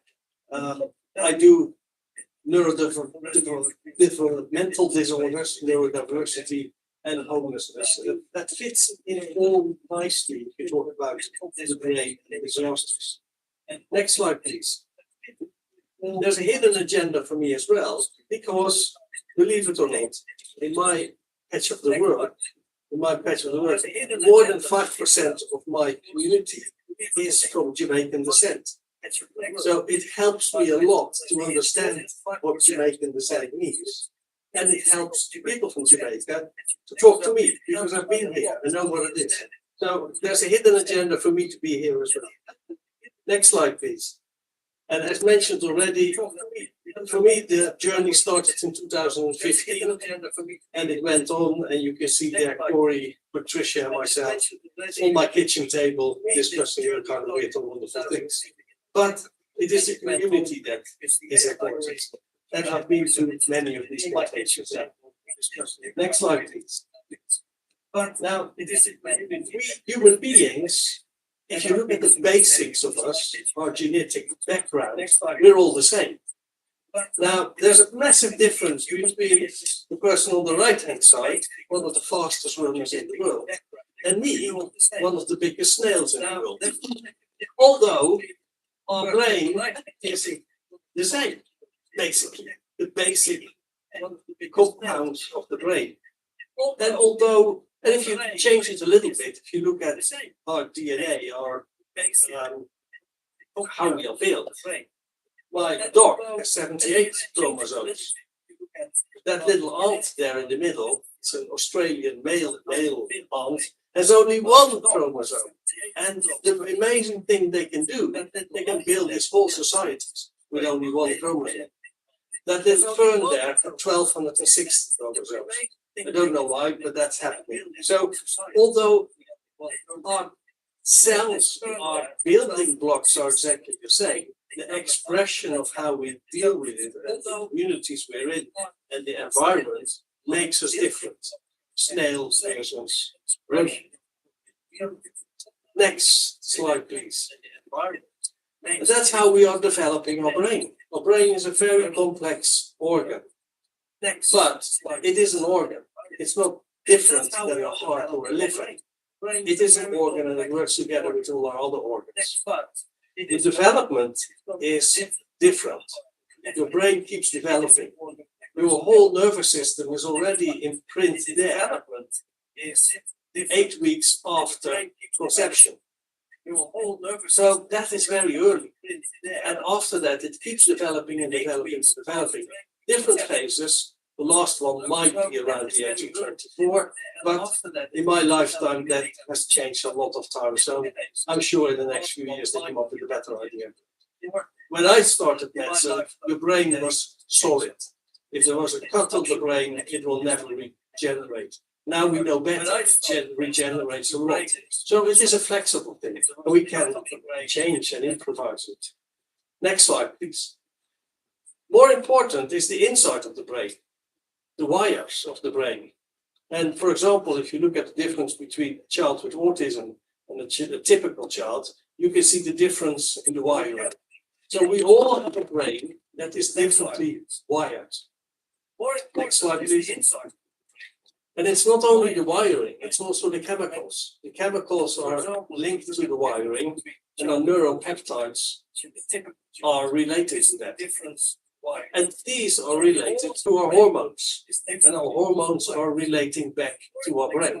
So it's a very complex situation. A lot of pathways, lots of ways you can interfere with these pathways. Next slide, please. So we are all individuals. We all have a different brain that works in a different way. I'm not saying there's a bad brain or a good brain. All brains are brilliant. We use them, but they are different. Some people are very energetic, others are very passionate, others are creative, they can do arts, others are much better with looking at a spreadsheet. Brains are different and we use them in a different way. And that's neurodiversity. Neurodiversity will say everyone, next slide, please. Everyone will have their own spiky profile with their own unique pattern, strengths and challenges. No brain is the same. Next slide, please. So rebuilding after the storm, navigating mental health conditions following disaster. Yesterday, I went to Black River because I wanted to see it. I wanted to see how it was. And it was devastating. It was absolutely shocking. Over the years, I had a few shocks in my life, but this is definitely one of them. To see how bad it is over there, that nothing is left, is shocking. And we are how many months after Melissa? Next slide, please. And it's not only what we build, or human buildings, also nature has been affected.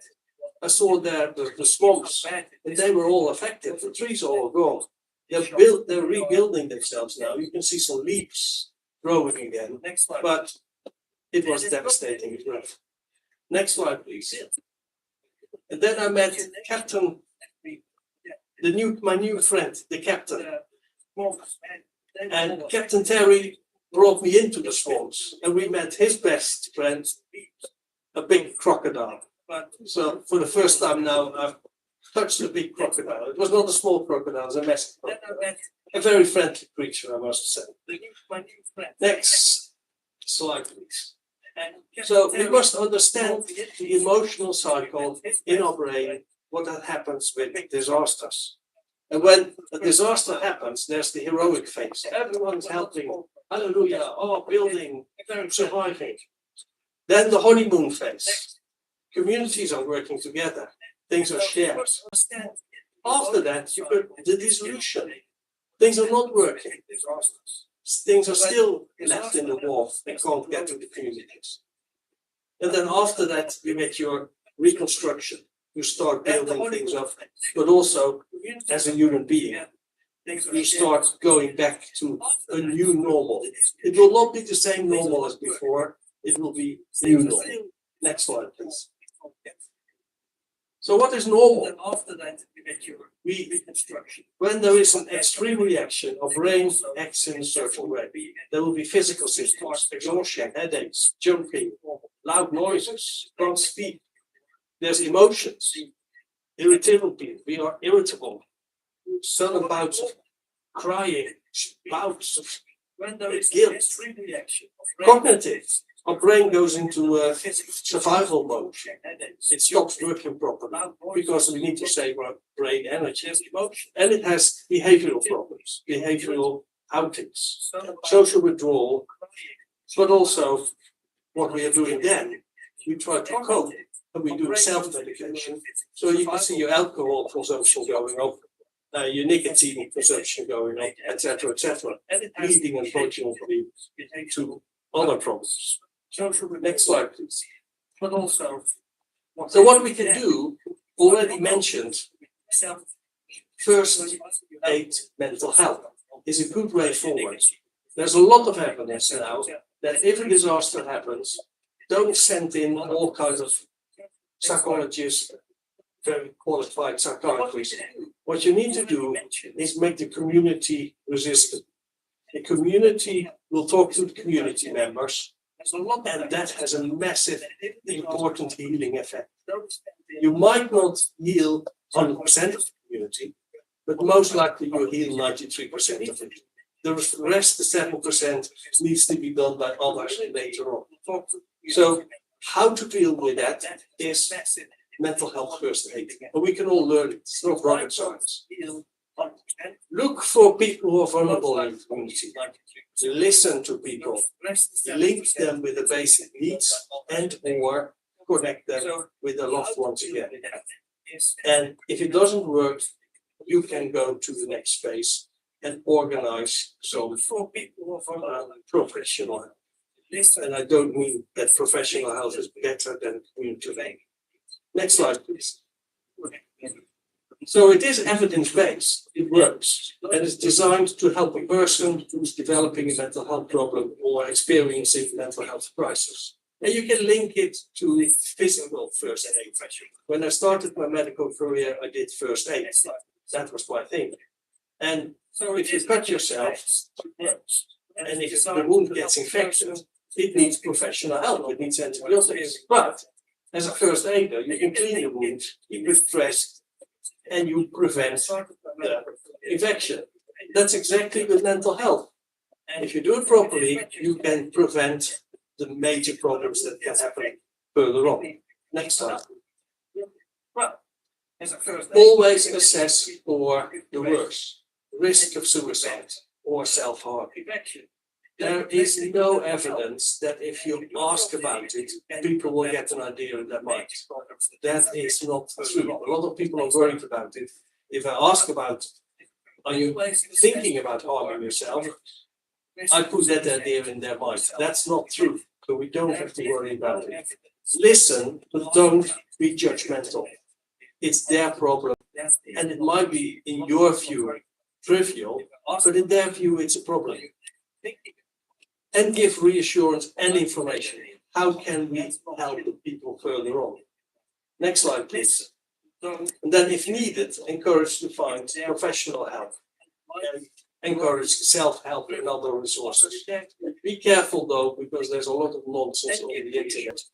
I always say Dr. Google has never seen a university on the inside. Next slide. And that's what I mean. Be careful with immediate trauma these days. Everything is all on the web, and it might be complete nonsense. Next slide, please. So, mental health first aid is designed for early intervention by communities, by individuals who work in the community. So, look for a sudden change in personality or hygiene. Look for withdrawal from social circles. Look for a loss of interest in previously enjoyed activities, and look for increased activity or emotional outbursts. If you see any of that, ring the alarm. I start talking to the person. Next slide, please. And what we learned in London from the lockdown is that there was an awful increase in domestic abuse and killing. More than, I think it was 5 times even more femicide happening in London. There was an awful lot more social help needed for children because of lockdown. I think it was the biggest mistake that we stopped children going to school. But that's not a problem. You can see here the same thing. Schools are closed. They don't have access to their friends. They don't have access to their teachers to help them. And I think that is very important to remember. Children need their own communities as well. Next slide, please. So we saw a change in family dynamics during lockdowns, and we still see the suffering for children about that. They're less thriving in school, they're less thriving in their own works, and there's a lot more crime and other things happening. Next slide, please. Another thing is economic hardship. So if you lose your job, that's a strong predictor for child abuse and neglect. 1 percentage point increase in unemployment leads to a 20% increase in neglect. These are powerful things to remember. It was in principle, is it So, 4 to 4%? having no money has a massive effect on the Yes. Mr. Willow, which one of them, the father or the mother? Next slide, please. Let me check That is that. one of the houses. Was it sent by WhatsApp? Next. So what can we do for the long haul is building resilience. All right, no problem. We need to make sure that we have our routines. That was already mentioned in the panel. So brush your teeth, take at the same time in the morning, have your cup of tea, provide a sense of agency. Shake out the survival energy. You need to start moving again and connect to other people and to the other communities. Next slide, please. And when do you need to find a professional help? That if all these things are happening for more than 2 weeks, What's hair if you is feel supposed to be sad for printed? more than 2 weeks, you call it depression. What's hair supposed to be If other printed? things are happening, you can call it something, give it another medical diagnosis. But if things are happening roughly for more than 2 weeks, seek further help. Next slide, please. And then we get a new normal, as mentioned. we grow after trauma. We can become a wounded healer, but wounded healers are more powerful than healers who didn't have that traumatic experience. And if you don't bounce back immediately, you will bounce back later. You have to move forward. It might be a small step, Alright, but these small that's what I steps want. are extremely important. Next It slide. might not be possible to do the same way because of service, my service system. Next slide, please. I think we're a bit behind on the slides. Can we move forward a bit? And the next one. And the next one. Next slide. And the next one. Next one. Yeah, okay, but the slides were not on. I was talking faster than was on the screen. So, what is important that we move on from survival to thrival. Our brain is flexible, our brain can cope with it, but we need to give our brain the right tools. The amygdala, which is the hard drive, one of the hard drives of the brain, is super fast. We store all the information in there about the trauma. Reason is, if I'm walking in the jungle and there's a tiger in front of me, I need to do something. So the smell of the tiger, the face of the tiger, the fear of the tiger is all stored in that very fast memory. That means next time I walk in the jungle, if I smell the tiger, the fast memory immediately gives me a response to run away. And I don't even realize it, I don't even think about it. But that's survival. The problem is that happens also with panic. If I've been treated nastily by a person with a certain perfume, the moment I walk in a supermarket after that, and someone passes me with the same perfume, I go into a panic mode. So sometimes you don't even realize why you're having a panic attack, but it might be the storage in that very fast part of your brain. That can be rechanged, like every bit in the computer can change, brain will be even better. But that needs a lot of therapy. But if you recognize it, it's not something odd, it's not you being a sick person, it's something that your body is producing in a way to survive, that's very important.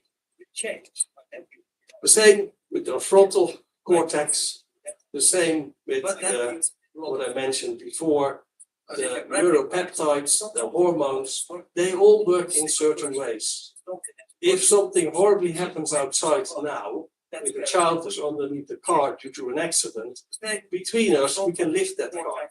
That's because we can send in a lot of hormones, adrenaline, etc., and chemicals that can make us so strong that we can lift that car. In normal circumstances, we can't do it. So there is a positive thing about all these traumatic things. The problem is if it gets more in the way of your dealing with it day to day. So your body isn't broken with all these things. It's adapted for a dangerous environment. That's what we need to remember. Next slide, please. So what we need to make sure of, we sleep well, we eat well, we exercise, we have mindfulness, so we think about the positive things in our minds. If needed, we need to refer to professionals, and we need to have healthy relationships. And that's important, and that's called community. Exercise. Next slide. Mindfulness, so we think about positive things. And the next one. If needed, the biggest problem is our children. They can have what they call ACEs, adverse childhood experiences. And if you want to know more about it, what happened here in Jamaica, Professor Wendell Abel is on YouTube. Watch that video. The link is there. It gives you a lot of information about ACEs. So it is same thing as chronic stress, potential traumatic event give you chronic stress, and that has a massive effect on children. Next slide, please. And you can see that after abuse, neglect, or when you witness certain things like domestic violence, but also storms, hurricanes. So that has a massive effect on the child. And don't forget, the brain in the child is still developing. So you are blocking the development of the brain by these things. And that has a massive effect later on in life. Next slide, please. But what you can do is you can buffer child. And the body is buffering as well by sending in these hormones, sending in these chemicals. So, as I mentioned already, it disrupts the brain development, but also due to all the stress hormones, it weakens the immune system, so children are more ill. But also, it can change your DNA expression. We started with this picture of me and my dog and all this stuff. As I mentioned already, our building blocks are there, but they can be changed due to changes, and that's called. They're going to name it differently. You can change your DNA expression. It's all called epigenetics. If you want to learn about that, learn about it. But your genes can switch on and switch off. If they're switched on and switched off, and you pass them on to a different person, then you pass on a very bad experience. So you can pass on these experiences to future children by the genetics. If they're switched on or switched off, next slide, please. Pass them on to a different person. So long-term impact is chronic health issues, mental health struggles, behavioral problems, and life opportunity less. And unfortunately, a lot of these children end up in prison.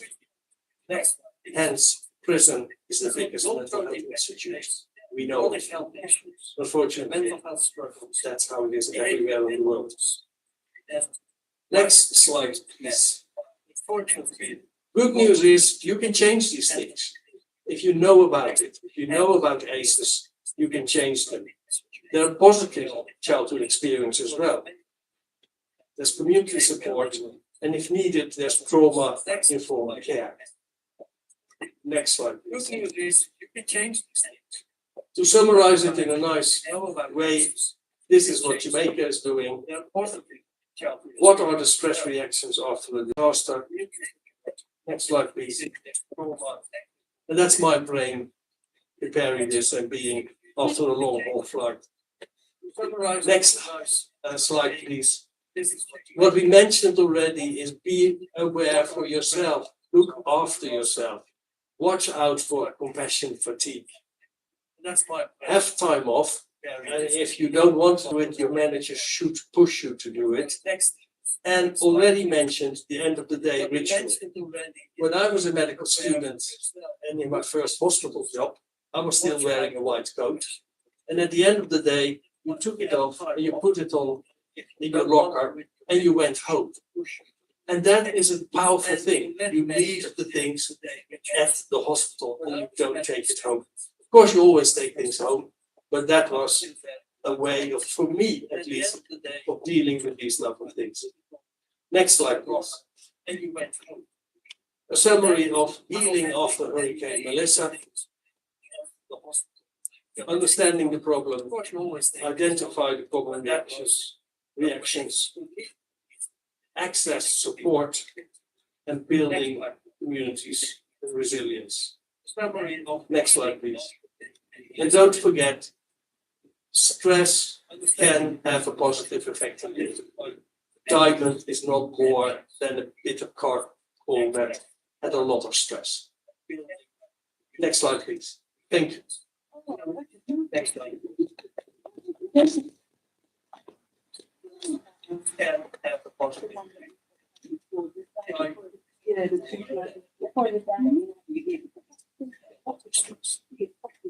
I'm not in charge of these things. What is Diamond?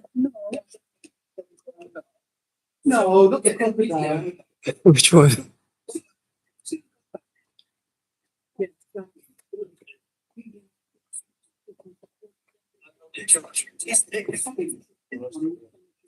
What is Diamond?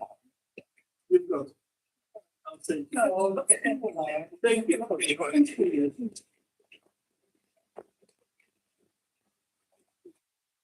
Are we now having a small break? Was that the plan? I think. Oh, we're not having. I was looking for our. We're going to finish a little bit earlier, but because of our friends and colleagues online, we're going to keep going. Dr. Fink, you didn't give us time to run around. He sent us, I really would have loved for us, I don't know if we'll be able to get that up at the end, but it would be nice, Dr. Fink, if you can share that little clip of Gilbert, so we can see that right at the end. Just to really kind of show, actually, despite everything, the relationship between man and nature. So if you can try and share that with the cameraman, that would be really, really good. In the meantime, we've just got, seen that right at the end. We're coming to, we're in our final 45 minutes of the conference, and we've got a few, that will be really good, individual reflections and sharing moments that are going to take place. On the basis of the conversation that Dr. Hank and the comment that he made earlier on, which was a really insightful and helpful one, we're going to have a brief panel discussion with the men, and it will be a men's only, to talk about the reflections from a male perspective, and particularly around employment, as breadwinners in families, how we build back resilience and employment opportunities moving forward across the country. And we are also going to have a discussion around social worker wellness and community-based healing. So I'm going to call the ladies first so that I can give Dr. Hank time to get that video together. I think you'll all be really impressed. And Patricia has, whilst the presentation was taking place, she was counting up for me the members online. So I just want us to give an opportunity just before we close to take some of the Q&A from some of the members. Some have sent individually, and we've had a couple of WhatsApp messages into the group. So I'll take some from there just to make sure that we're ensuring that we're inclusive of. Okay, I can see she's muttering something to me that says strength.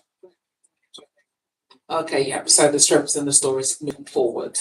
Okay, and Patricia's also going to say some few words briefly around the experience yesterday with the young people from Newell High School.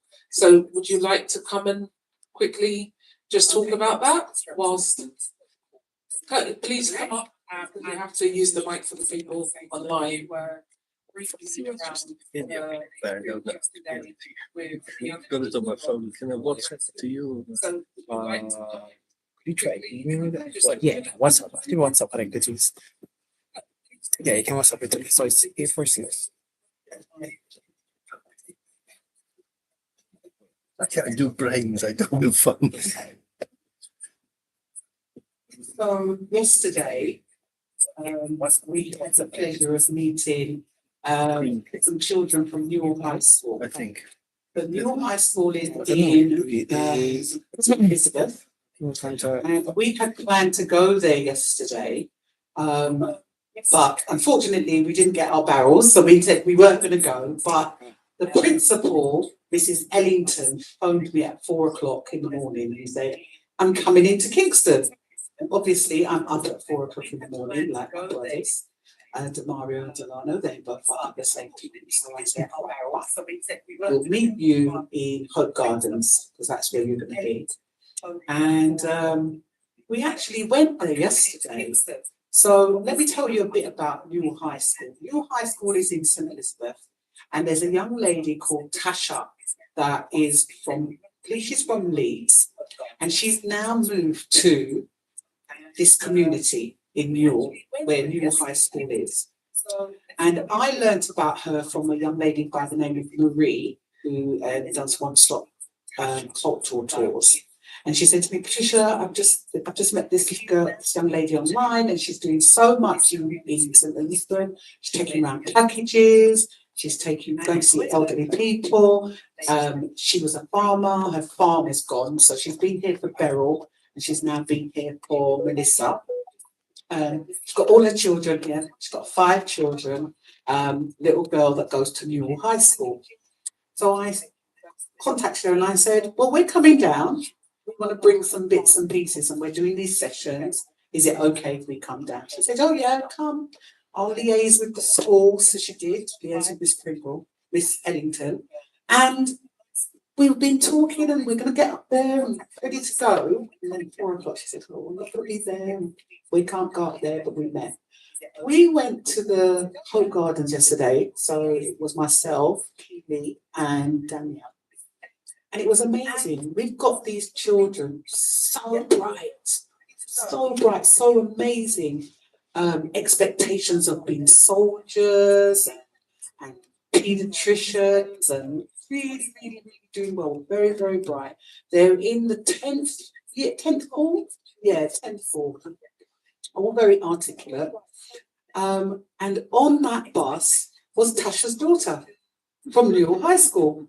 It was like, wow, so confident young lady, so lovely in spirit that you think about when we're looking at our strengths, what's happening from Melissa, that is a strength. Those children made my heart leap. Yeah, we had a good day. Yeah, it was amazing. So we will be going to New York. We've arranged that we'll probably go maybe May, June, to go down there, unless we get our stuff off the wall tomorrow. But yeah, it was just to say, looking at strengths, and the teacher, she brought them down here to do a performance for, there was some event at Hope Gardens, agricultural, whatever, I can't remember. But it was just to see how they were trying to normalise things, bring the children down.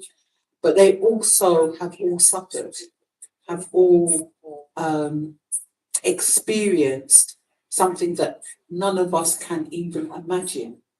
And how you actually work with those children, but how amazing they were. Do you want to? Yeah, absolutely. It was one of the highlights for sure. You spoke about them being articulate, and I would add passionate and committed. And we talked after when they were saying about what they were hoping to do when they were a little bit older, that my sort of reflection was, it was all community, it's about giving back. They all wanted to be doctors or police officers, surgeons, so they could give back to their community. It was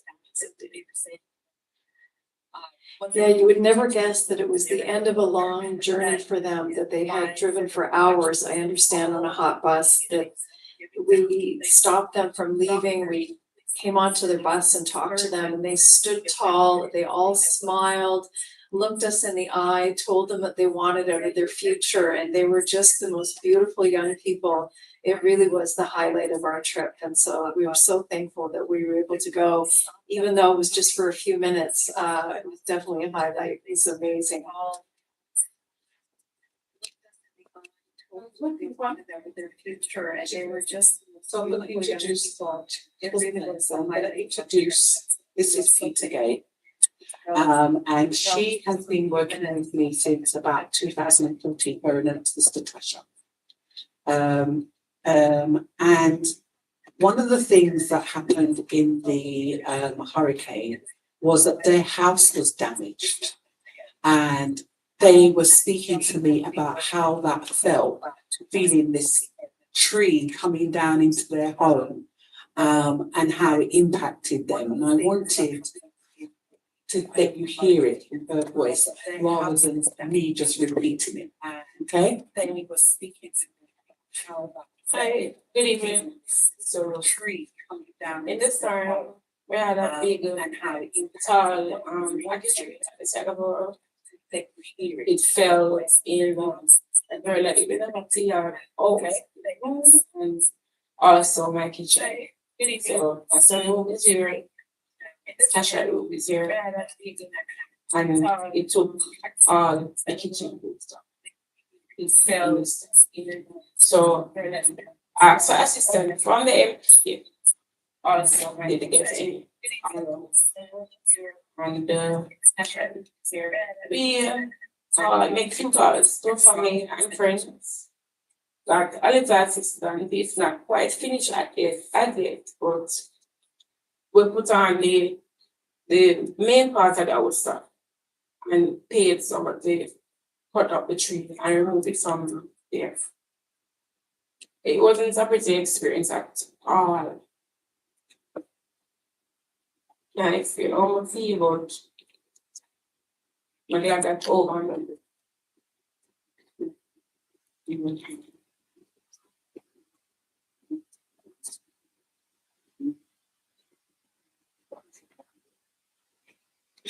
over trauma phase. Some earthquake for me when I read it. Alright, even the hurricane, what is it? The fastest thing. The tree jumped in the house. These are go, we're not calling them. They're all over them. Because of that. When the tree was removed, we had to sleep without the top, like a day. After the person removed that and started to rebuild it. No sleep. Like we switch my back door and pee. Because we live in our garden. Very dangerous place. So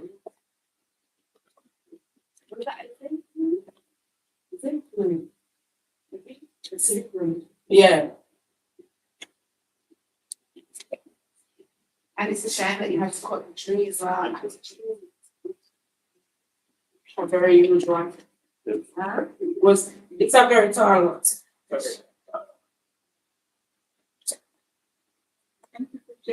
Thank you so much.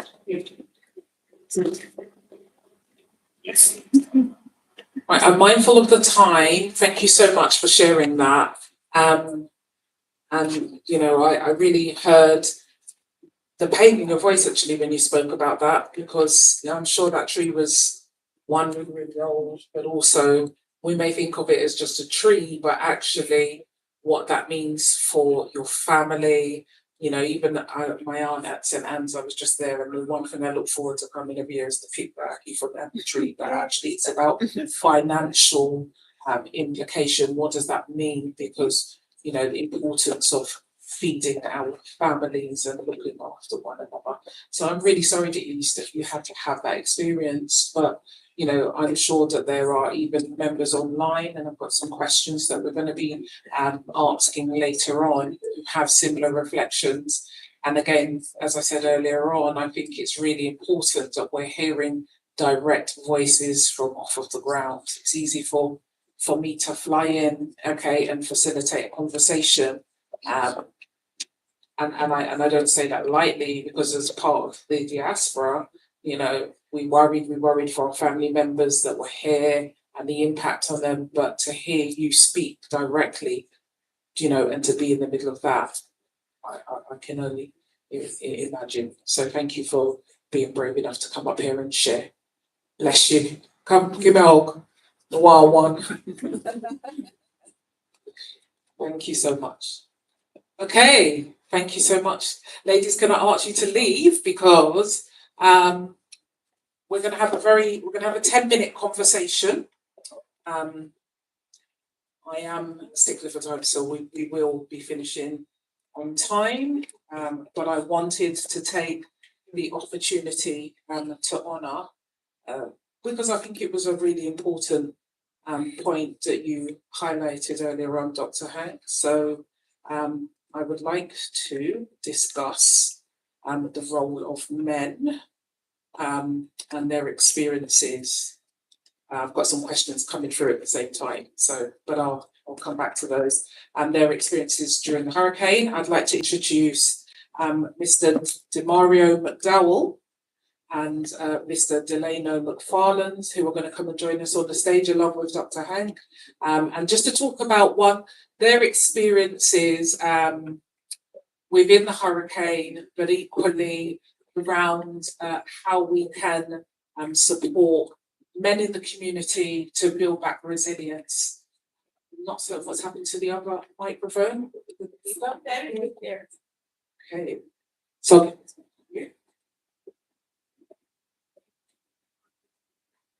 if you can just start by saying a little bit about yourself, the area of Jamaica that you come from. Well, my name is Delano.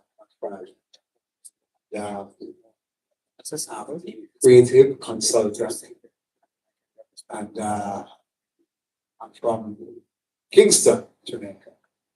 Well, my parents are from Portland, in the Seaman's Valley, Moortown area, where all the Maroons in Jamaica are from. Most of the Maroons. Well, my uncle was the Maroon chief, and Lanny's shrine is right in my granduncle's yard, so to speak. So that Maroon, that's the street of that Maroon one. So if you see I'm very stubborn, just going to answer questions. It's not because thoughts, it's just because I'm stubborn. Well, yes, so as it relates to the great,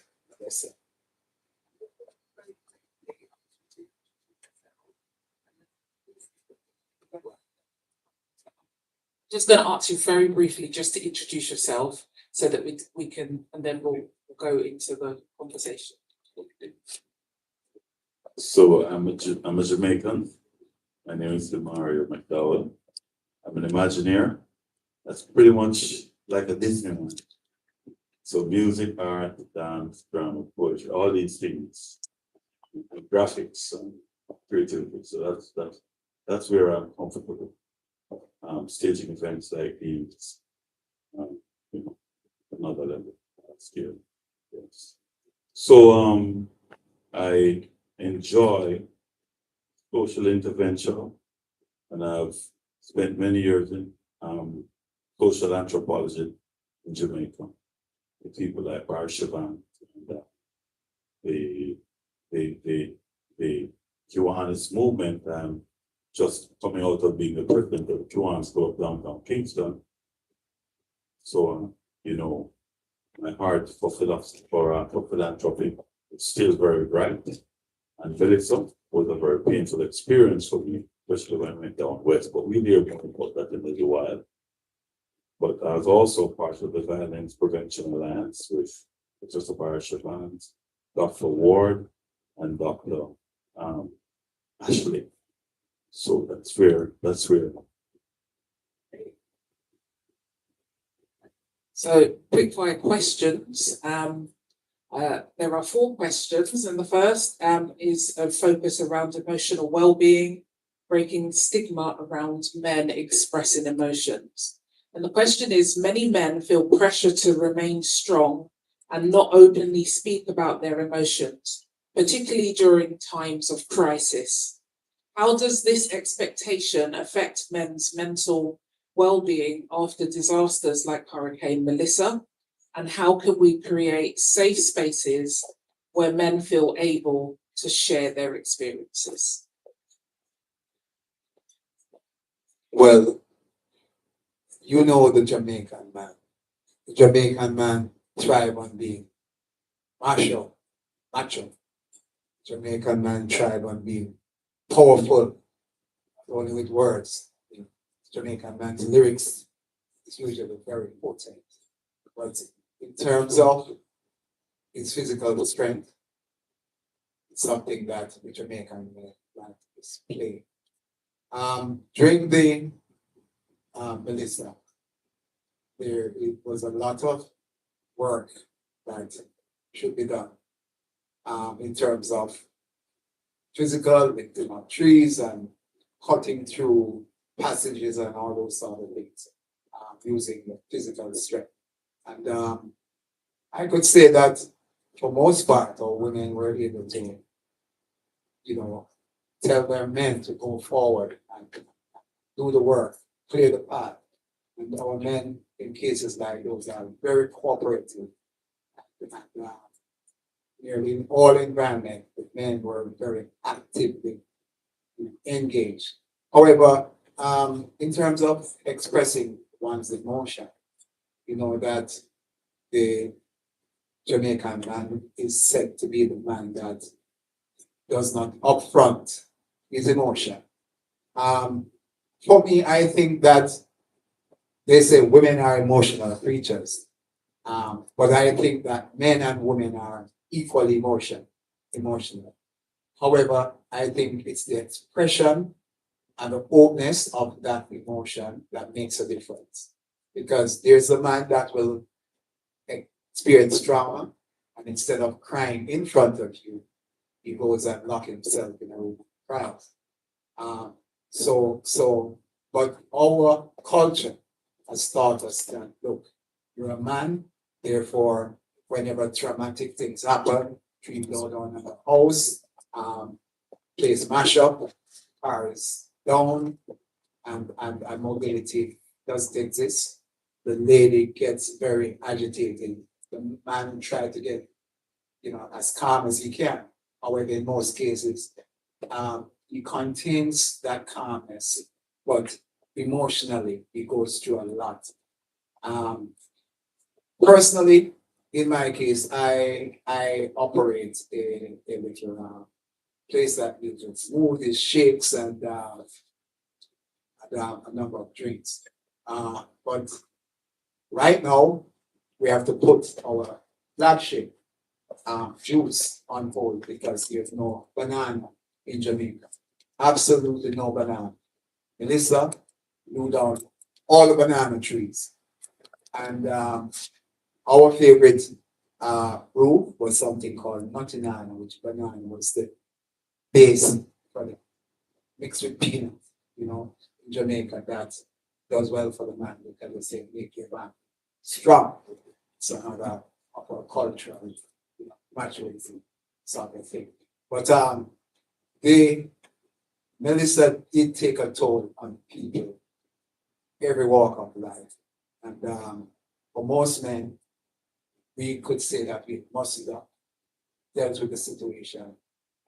And if you think that Jamaican men are not very sympathetic and supportive to women, then during Melissa, you will see that we were all there rallying for the women and making sure that they were okay.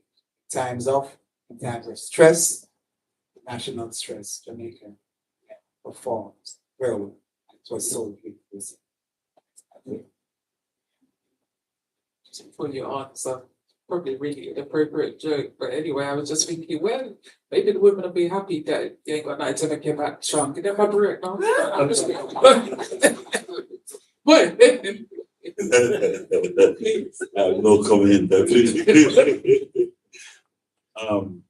I'd like to start on the point of resilience. We recently launched the Minister of Tourism's book on building resilience in the tourism sector. That's a different kind of coping, different kind of being nimble, different kind of pivoting from where you are to where you have to be to continue coping, developing your coping skills, especially in a pregnant and unusual space.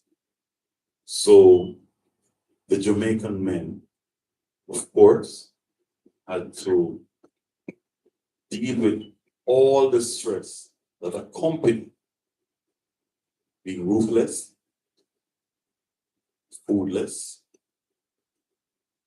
crying children, hot, summer day, no roof over your head, cold nights, no windows, no doors. Did you see the Dr. Hank smashed up houses? A gentleman told me that he had to take his children, his 2 children and his wife, and put them on the roof of the house when the water came up 15 feet in Parity Bay. I couldn't survive. I hate to even drive near the water's edge where the sea seemed to be lapping up onto the roadway sometime when you have high tide. So I couldn't survive being in 15 feet of water in my house. Right? So you put them on the roof. Now, the resilience that it demanded would have necessarily put any man in a situation of post-traumatic stress disorder, PTSD, and put him on the back foot in such a way that he probably would break down, probably more than his wife, more than his family. But remember now, the lion in the Jamaican man is going to cause him to roar even under his breath. So he will try and he will succeed in a few points, in a number of points, and maybe all the way across, but at extreme cost to himself and his own emotional security. One of the things I saw happening, and I don't know if you heard about the case where the gentleman witnessed in this household in St. Elizabeth, he witnessed a post collapsing during Melissa. And the strangest thing is that it collapsed with a nail at the very top of the stick. That piece of nail, that piece of stick fell down and with the nail pierced right into the head of his young child. So he saw his child die in front of him. And then someone said on TV, so where was the mother? The rest of the wood fell on her too. They both died before it. So there was a lot of hoping. And that is part of why I said to Lady Patricia Thomas, you have to have the event this year. Even if it positions you in a favorable way with your audience that's online, others will see what you do and they'll probably reach out for you to remount and restage this event. Because when you talk about fragmentation, emotionally fragile people, go out west where Dr. Hink went yesterday. He went to Parity Bay, drove himself a shop. He just told me a while ago. I said, you did what? He drove himself using GPS to St. Elizabeth yesterday. And that's where he got his original pictures from. So I'm stunned because normally someone says, hey, Mario, let's drive down. He just went on his own. So I'm used to driving by myself. But he was traumatized by what he saw. And that's a cleaned up place. Should have been known there 4 days later. So I think, long and short, we should put our hands together for the Tarzan and the Jamaican man. Put your hand together for the Tarzan. Yes. I say the Tarzan because I think we swung through the swamp, we swung through this, we made it. And then one of the things that happened also is that they never left their families. Never left their families. And they did not, you know one of the things one of them said to me? He said, I keep on living day to day, but I keep on living, so I live scared, but I live day to day. And I think we need to continue to be people of faith, because the more we heal, you said something fantastic. It's better to have had a story. You said that recover. It's good for you to have a story, having been through the fire, than to have not been through the fire at all and have a story. Because you're, yes, a wounded healer. A wounded healer is a better life experience, because guess what? You're not speaking theory. You're speaking as a potential PTSD agent who have made it. Put your hands together for Jamaican men who have made it. Put your hands together. And for those who are not here today, because they're going to get our food.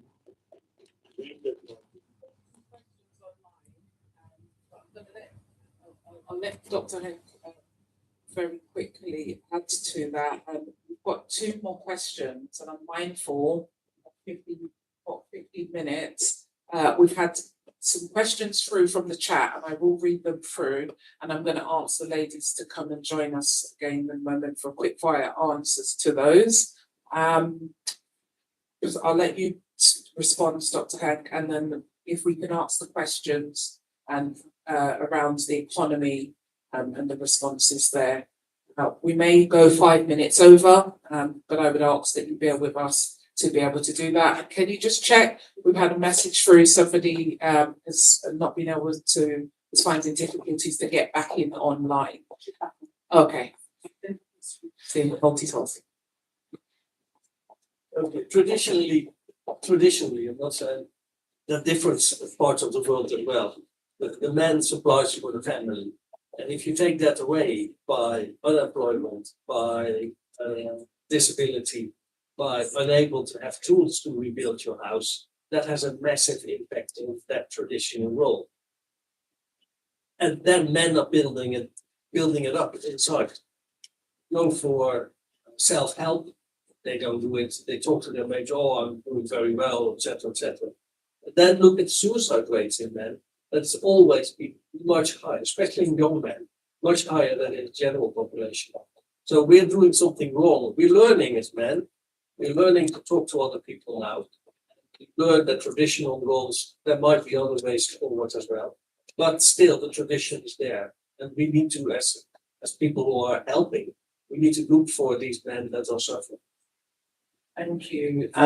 He really hasn't seen the questions, but that really leads into question 3, which is around turning shared struggles into community strength. And so you right across the board, you've all touched on it, but I'd like you just to say a little bit more about the importance of peer support, community leadership and solidarity.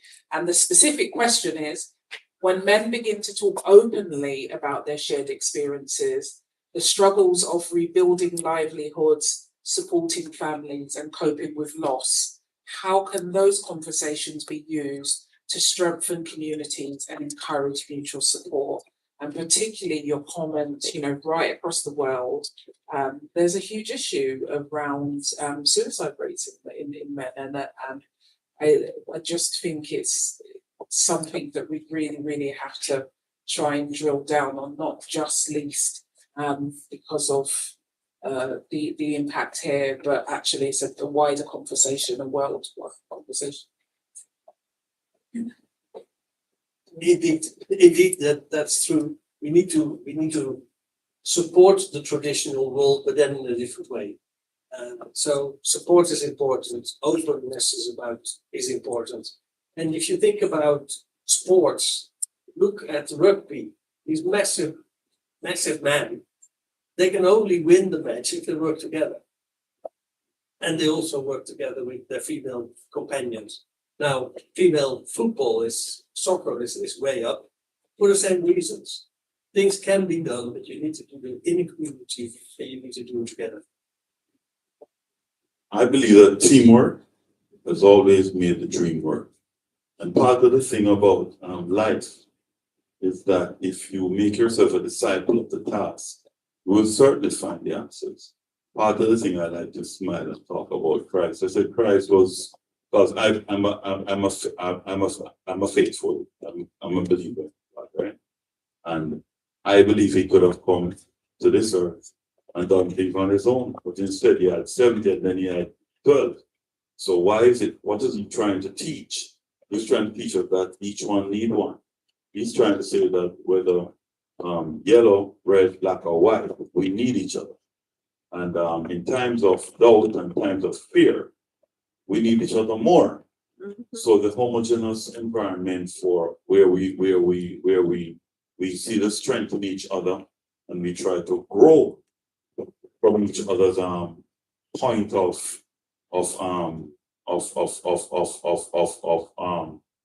let's say we have an outstanding capability. Yes, so we try to work from each other's strength. That is exactly where we nucleus and sprout.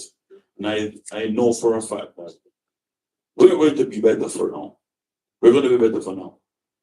The only distraction I have is that when you lose a loved one in a disaster, as Melissa, there is no healing, no quick healing on that. But I can tell you, you can what? Keep moving wounded, and tomorrow certainly will have this brighter day. And people always say, oh, you get over things. No. That's wrong. No. You will never get over it, but you can give it a place. Yeah. And that takes time. That takes many, many months. Yeah. Would you like to add anything, or then final question? Yes, well, we are known to be people that whatever happens in our environment, whatever disturbs our ecology, we are people that are known to be resilient. We are people that are known to, in other words, it's a Jamaica, no problem.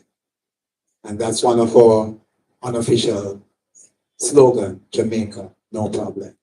And that's because even though we don't get over it, we find a way to fit ourselves into a new framework each time something traumatic or something colossal happens. We put ourselves in a mold in which we reinvent, and then we become the same people who produce something positive out of all the negatives that has happened. I can tell you that in any instance of hardship, there is something that will emerge from the Jamaican men, the women, that will be outstanding. Similar to our music. Our music came out of time of hard struggles and you know, so much that we endured. When you think about Peter Tosh and his message, Bob Marley, and him being a message person. All of that came out of experiences that, had it not been those bad experiences, the power of the music couldn't have been so potent. So, as a result of Melissa, I can tell you, it has started already. There is a revolution in the way in which we do things, the way in which we provide for our family, the way in which we build our houses, and the way in which we relate to each other. There tend to be more care for each other as a result of that. And the resilience that we have, it's been built upon, and we are, before, post-Melissa, more united, I can say to you. And a great deal of the political factionism has been somewhat stabilized. And we're seeing more through a lens of, let us all, as one, go together, put our hearts and hands together. So you should hold on to that one, because, again, I promise you they're not the question. But the final question is about the role of the government and the economy. And so the question is, so we're talking about policy and economic recovery and the structural support for families. And the question is, as communities rebuild after Hurricane Melissa, what practical steps can government, employers, and economic policies take to help families regain stability and rebuild livelihoods? Yeah, that's one of those tough questions for me. However, what I think that is much more important than even the physical infrastructure, rebuilding the physical infrastructure, and also providing the food that, you know, the government and the private sector has contributed. But I think the government can be more proactively involved into helping people to hope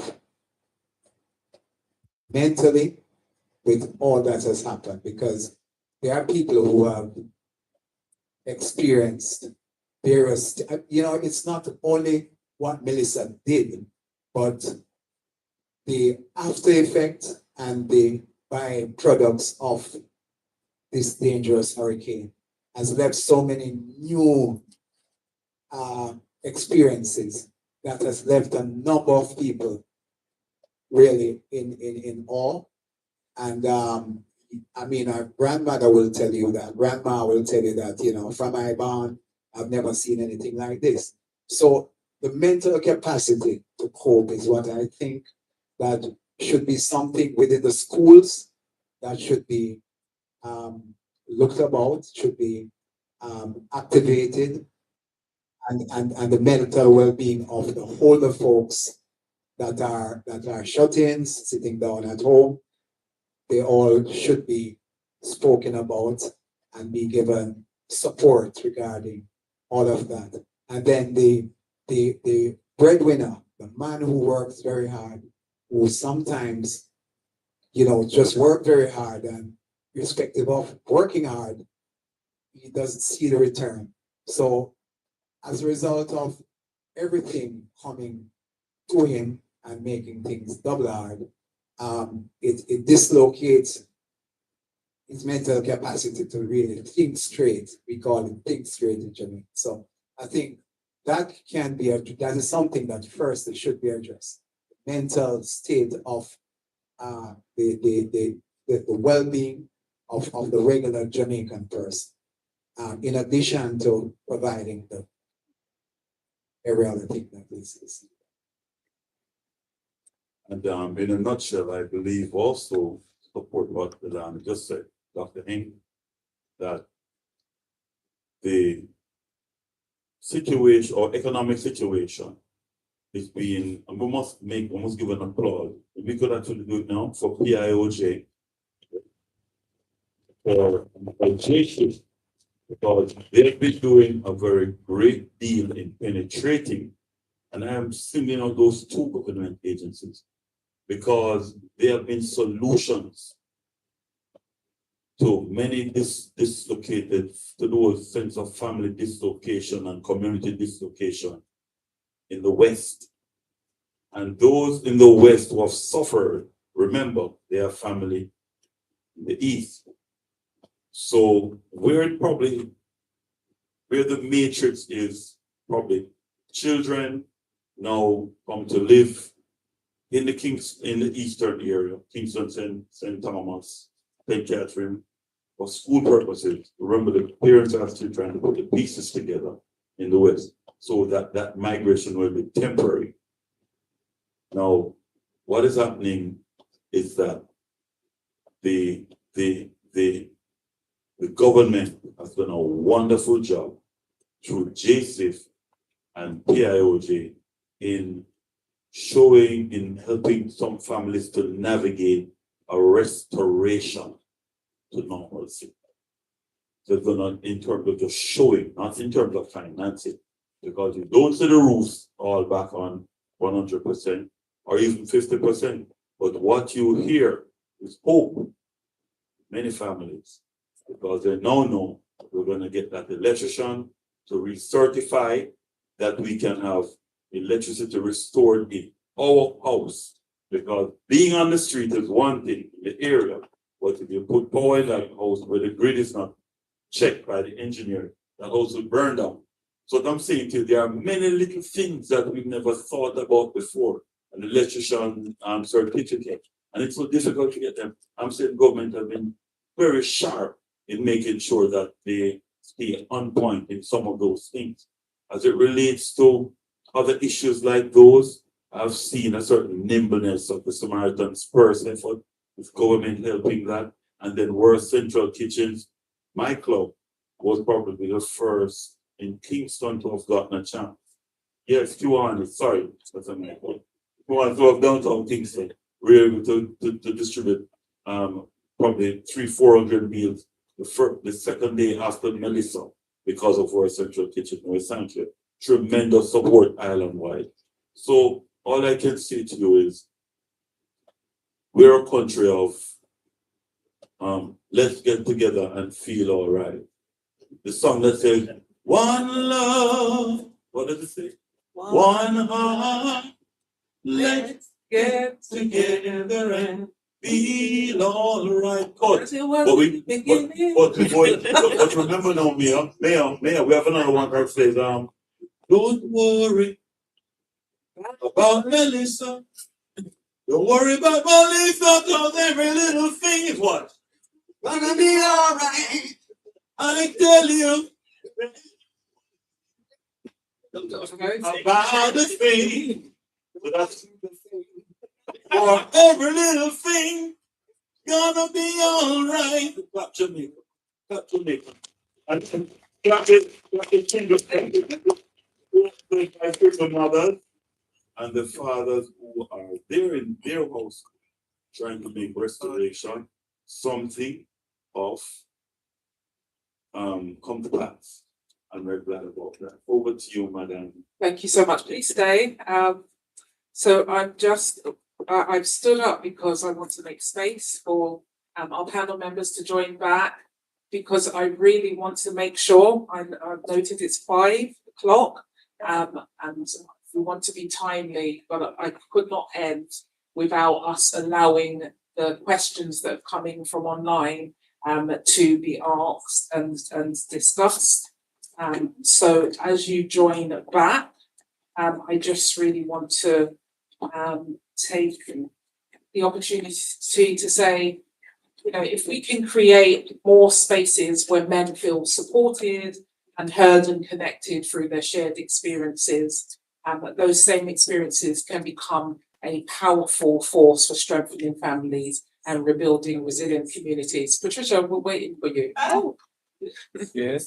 There you go. And we just need one more seat, please, for our lovely student social worker. Please come back and join us, because it's important, you are the person who, moving forward in many years to come, are going to be supporting lots of families. I'll take it, bring it with.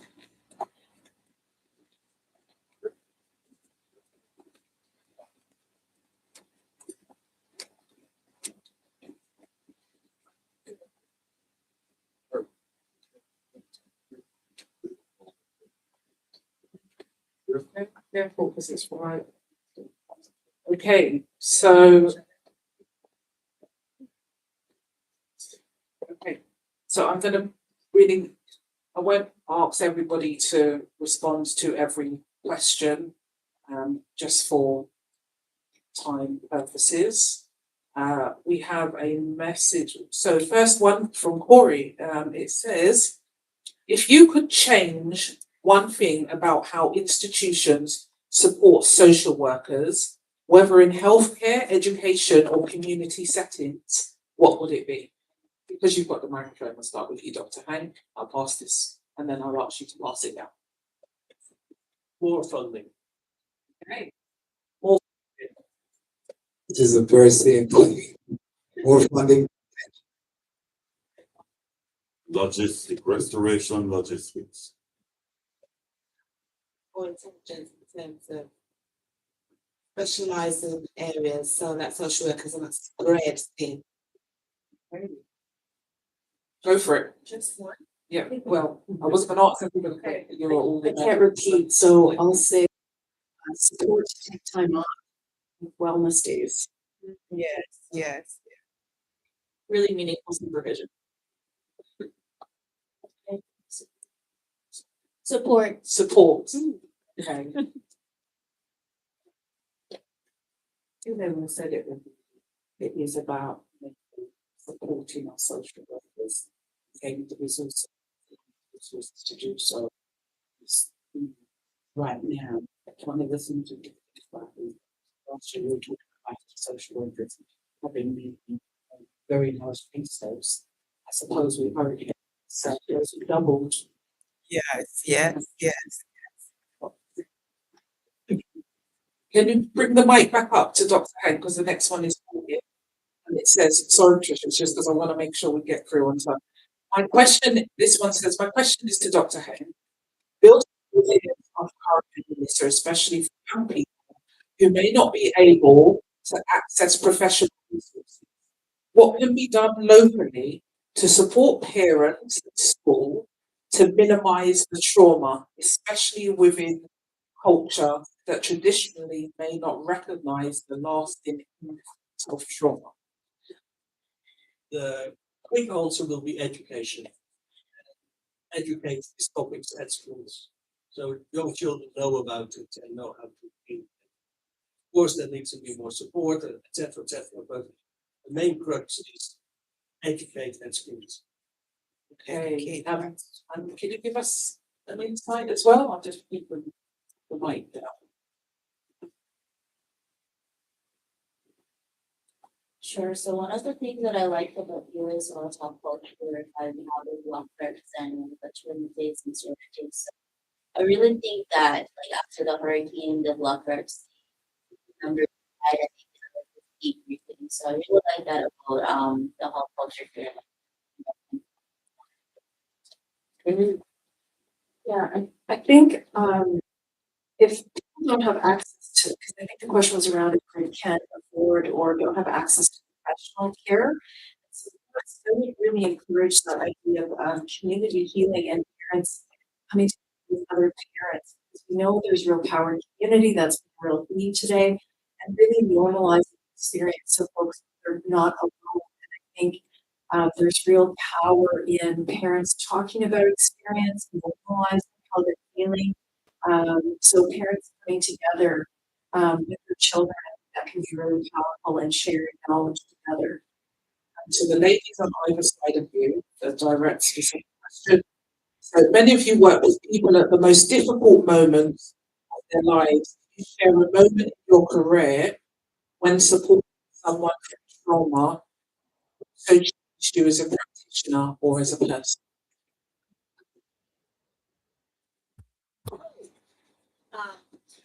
Thanks for asking this question. And now we share this story of many years ago.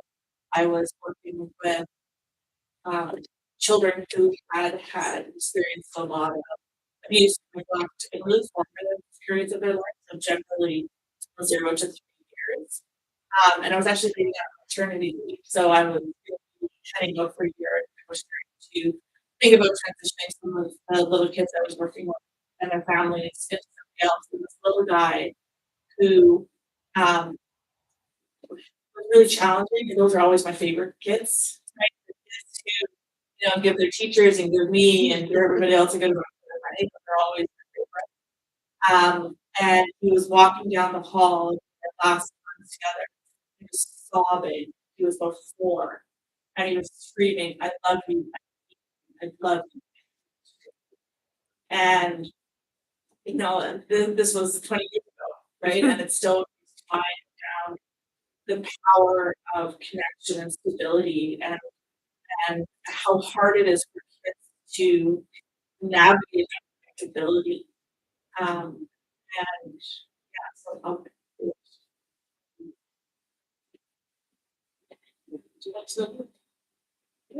Yeah, do you want, yeah. There's so many, but what I've learned as children as well. I see so many children that come to big difficult households, that's domestic abuse, neglect, families that prioritize drugs and alcohol. But one thing they do show is consistent for the parents, regardless, they still love them. I remember one child carer, and there was a discussion, and the parent said, "I still love my mum, and I forgive her. It's 5 years old, I forgive her." And I think the Bible says that we can learn from, we have to be like children sometimes, and forgiveness and love. Parent carries us, takes us along life. That's what we are. Thank you. But I want to bring a separate question to you. So only just because it's 10 past, and I want to make sure I get everybody's question asked. So I won't get a response from everybody. This one I'm going on to ask to you, Patricia. It says, we've heard a lot today about how, hold on. Many practitioners carry the emotional weight of the story every day. What is one strategy or habit that has generally helped you protect your own well-being while continuing to show up fully for the people you serve? Music, to be able to listen to you, understand your own life.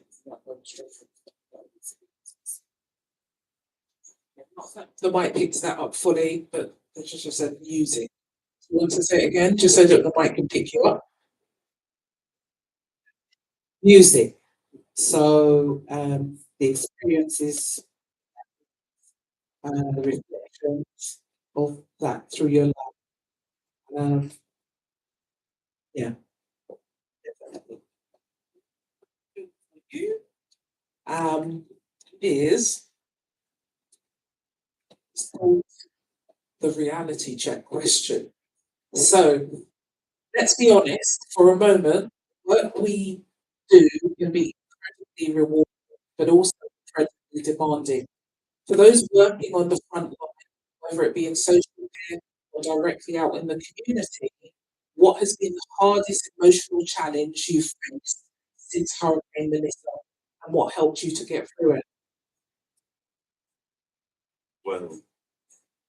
Well, as a president of a Kiwanis club, when demands were made on us to respond, we rapidly, that's like by the Saturday, capital, to send it to PriceSmart, to send subsistence and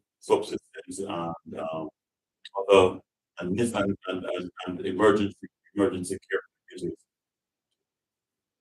Number of communities in the West. And as we were giving, we were getting more requests for some people did not just want or hot meals, they wanted roofs, they wanted the shelter to be restored. That's millions of dollars, different from a couple $1,000 just to feed a community. So it became onerous on us. It became onerous like the demand outstripped or like our capacity, like so wanted algorithm is not sustainable. So we cannot be philanthropically without the roots of capital or a base. So it was difficult. We learned the hard way that we learned the hard way every time we ever go on. And that there's some travel that is stand and observe from a distance.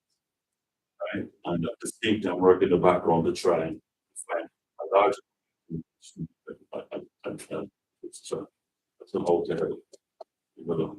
Thank you so much. Two more questions and then we'll be wrapping up. If we can just be possible, might all the way to the end.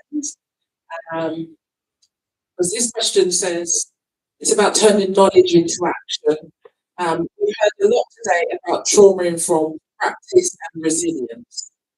Every social worker or frontline professional in Jamaica could start doing one thing differently tomorrow to better support communities recovering from disaster, what would that one thing be? And I know that you are still studying. So you can give me a slightly tweaked perspective, but because you are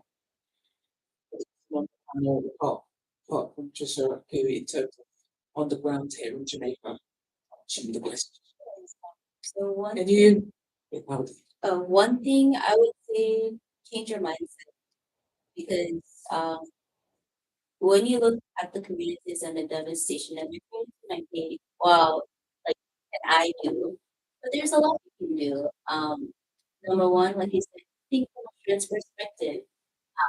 The community does have friends. You need to go in there. You need to listen. That's part of one. But you need to listen and you need to work with them. So like I said, keep it reset. Thank you so much. And finally, question of hope for the two gentlemen remaining to speak.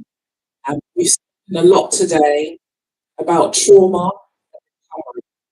I'd love to ask, what is one moment of hope or resilience you've witnessed in your work since Hurricane Melissa that reminded you why this work matters? And I'll also ask my audience to answer. So please. Yes, well, I've seen an instance where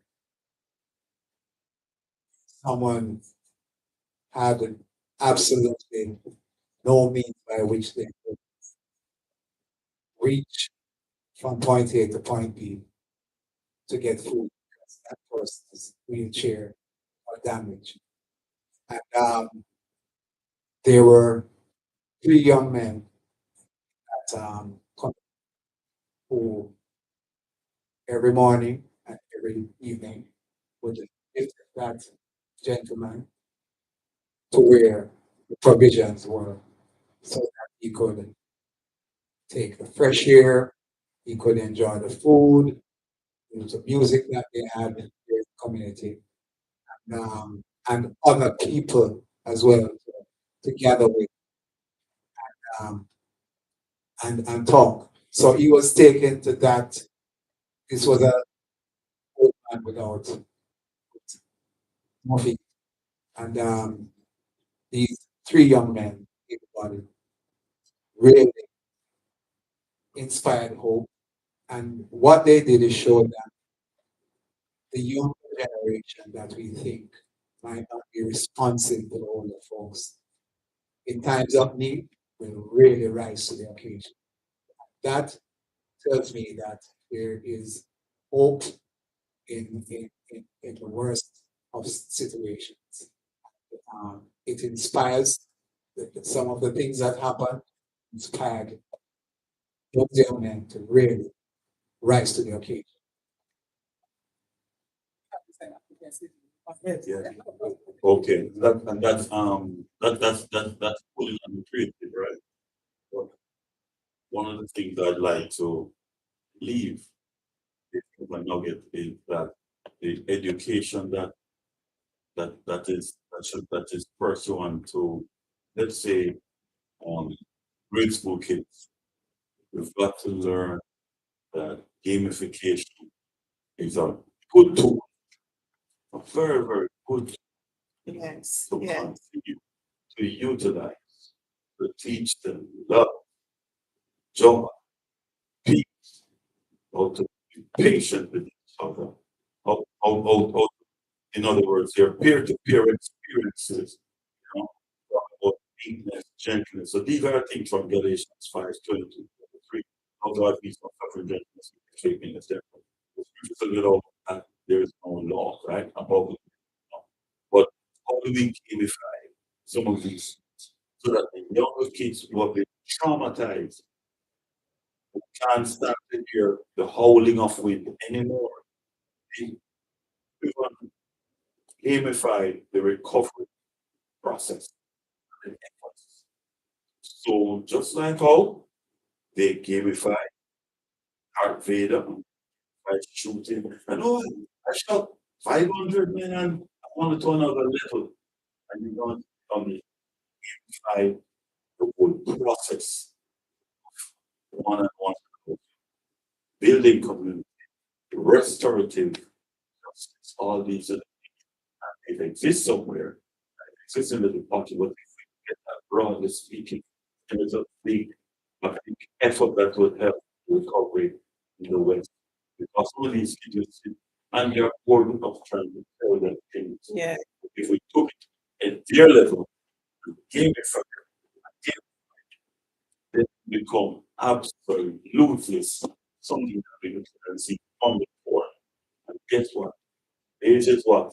Ages 3 end up to about 9 or 10. But 500 in Jamaica that age to benefit. Thank you. So as we're coming to the close now, I just wanted to No, are there any for anybody wants to make any final reflections or comments before I summarise? No. Okay. You look like you're deep in thought there. It's been a very eventful day. I want to start by saying thank you to all of our members who joined us online. I'm sorry that we didn't get an opportunity to go through all of the questions, but some of the questions that are here, I'm going to ask Patricia to actively comment and respond to those.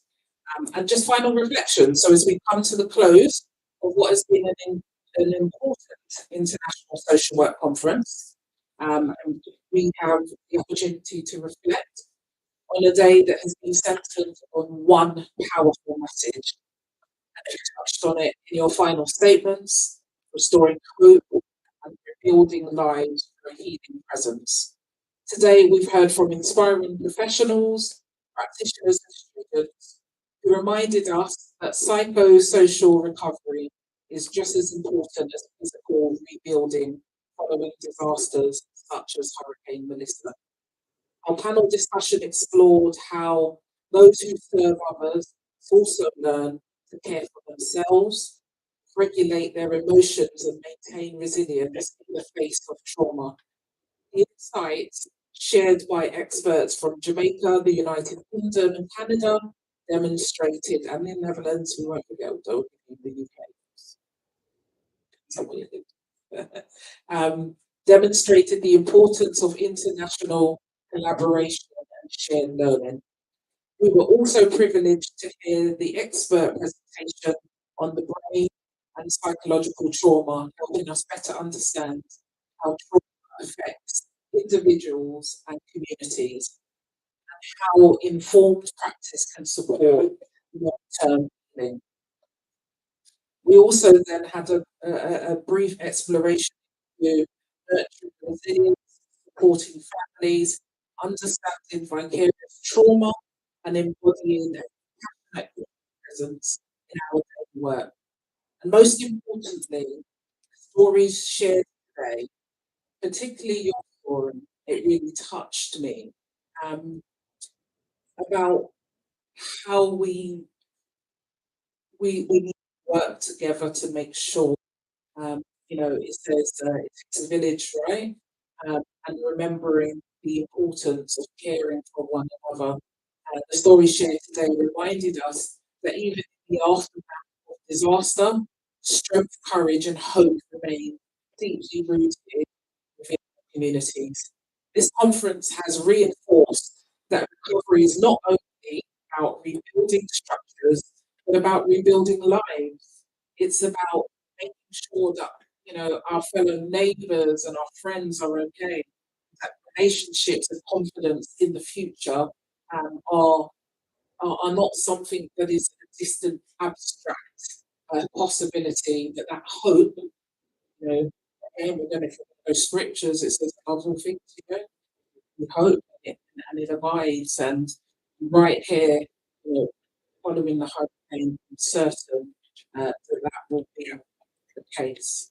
And so, on behalf of the organisers, we thank everyone who contributed towards making today's conference a meaningful and impactful experience. I hope for those online, they were definitely interact in the chat. So I hope that that's worked well.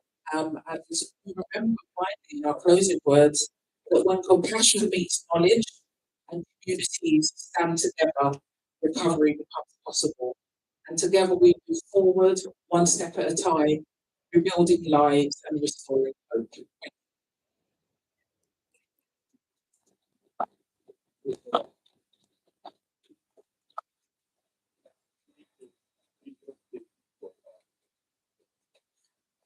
Oh, okay. I'm being instructed that we're going to take a group photo together. So I think he's going to organise us. I want to thank members online. What time? Talk to the UK and say good night. I'm not saying What time it is? Okay. Thanks. Right. Thank you so much for joining us, and we hope to see you soon.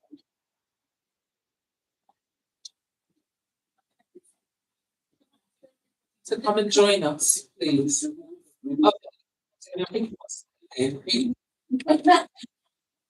Sorry then. And then everyone can join.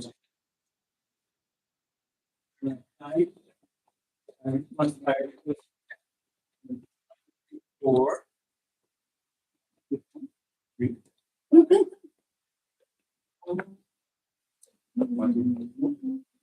Five.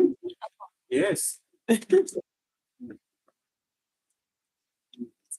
Alright, everyone stand by. Afterwards, we're gonna use the chair.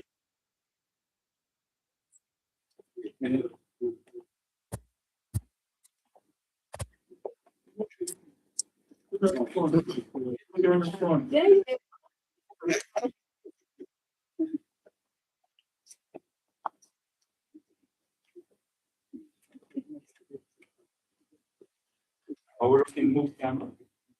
Ooh. You're good? Yeah, man, good. Okay. We're trying to breathe in something. All right, looking good. Yeah. Good.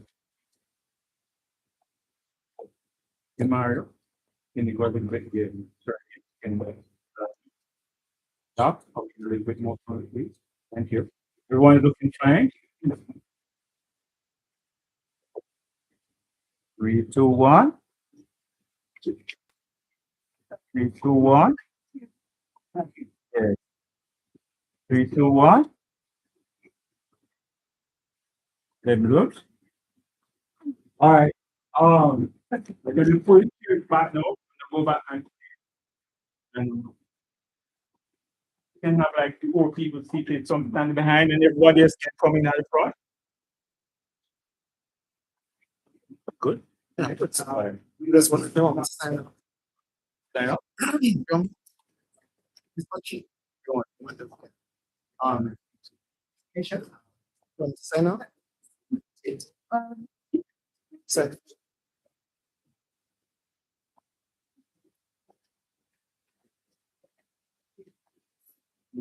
Fire.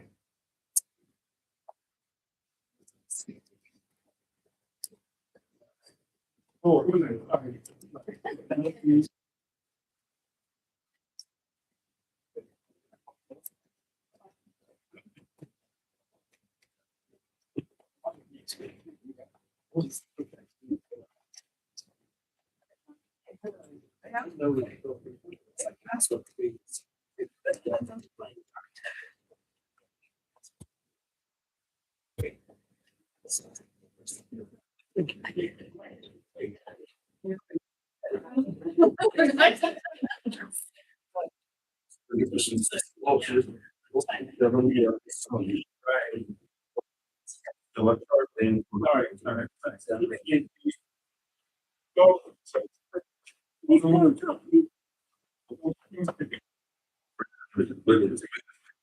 There's some.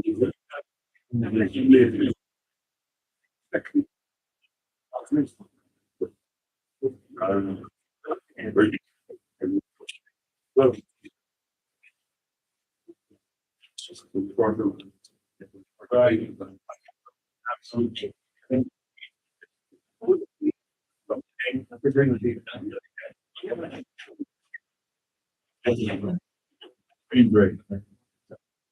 No.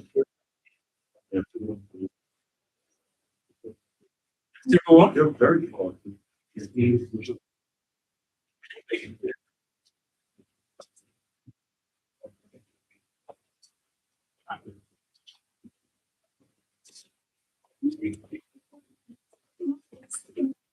Let's go to the camera. The camera, good.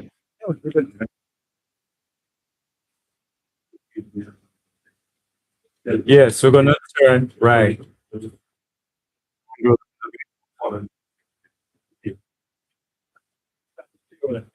Just go for it. Yes, yes, fine. All right, ladies, cross the ankles. Cross ankles. Nice. Looking good here. Please.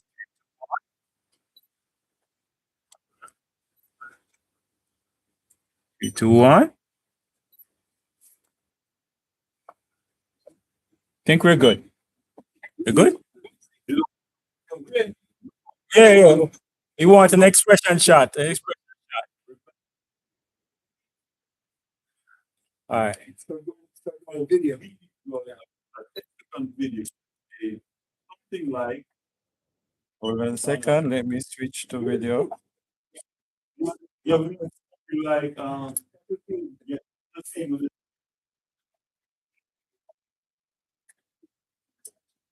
The international social work,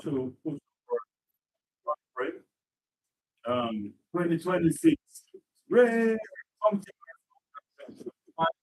Yeah, we need to have a little intro. Yeah, yeah.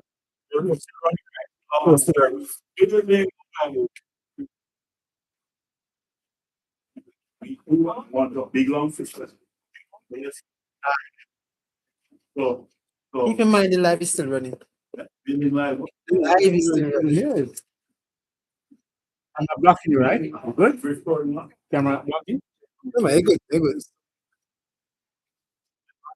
Okay. Yes. No.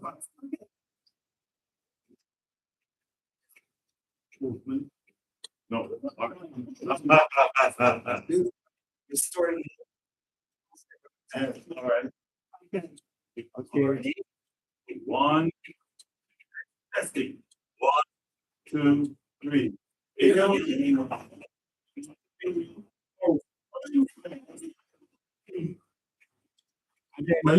end. Numerical yeah at the end.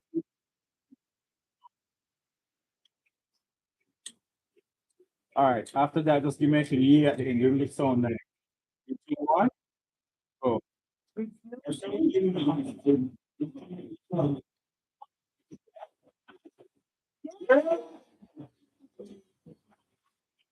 You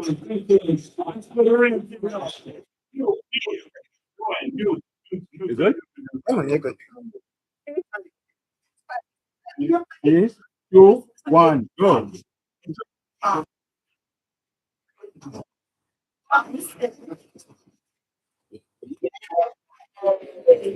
Don't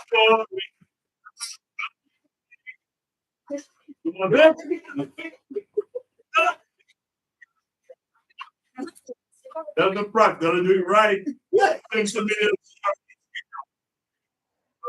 Yeah, internet to do the video right. 1, 2, after 3. 1, 2, 3. One. Yeah. Don't worry.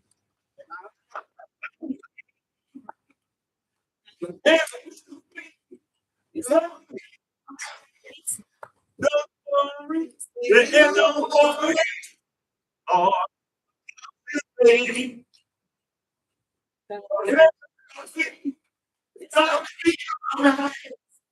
Yeah.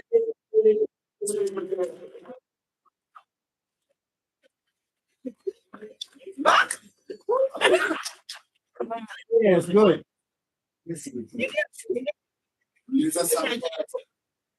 No,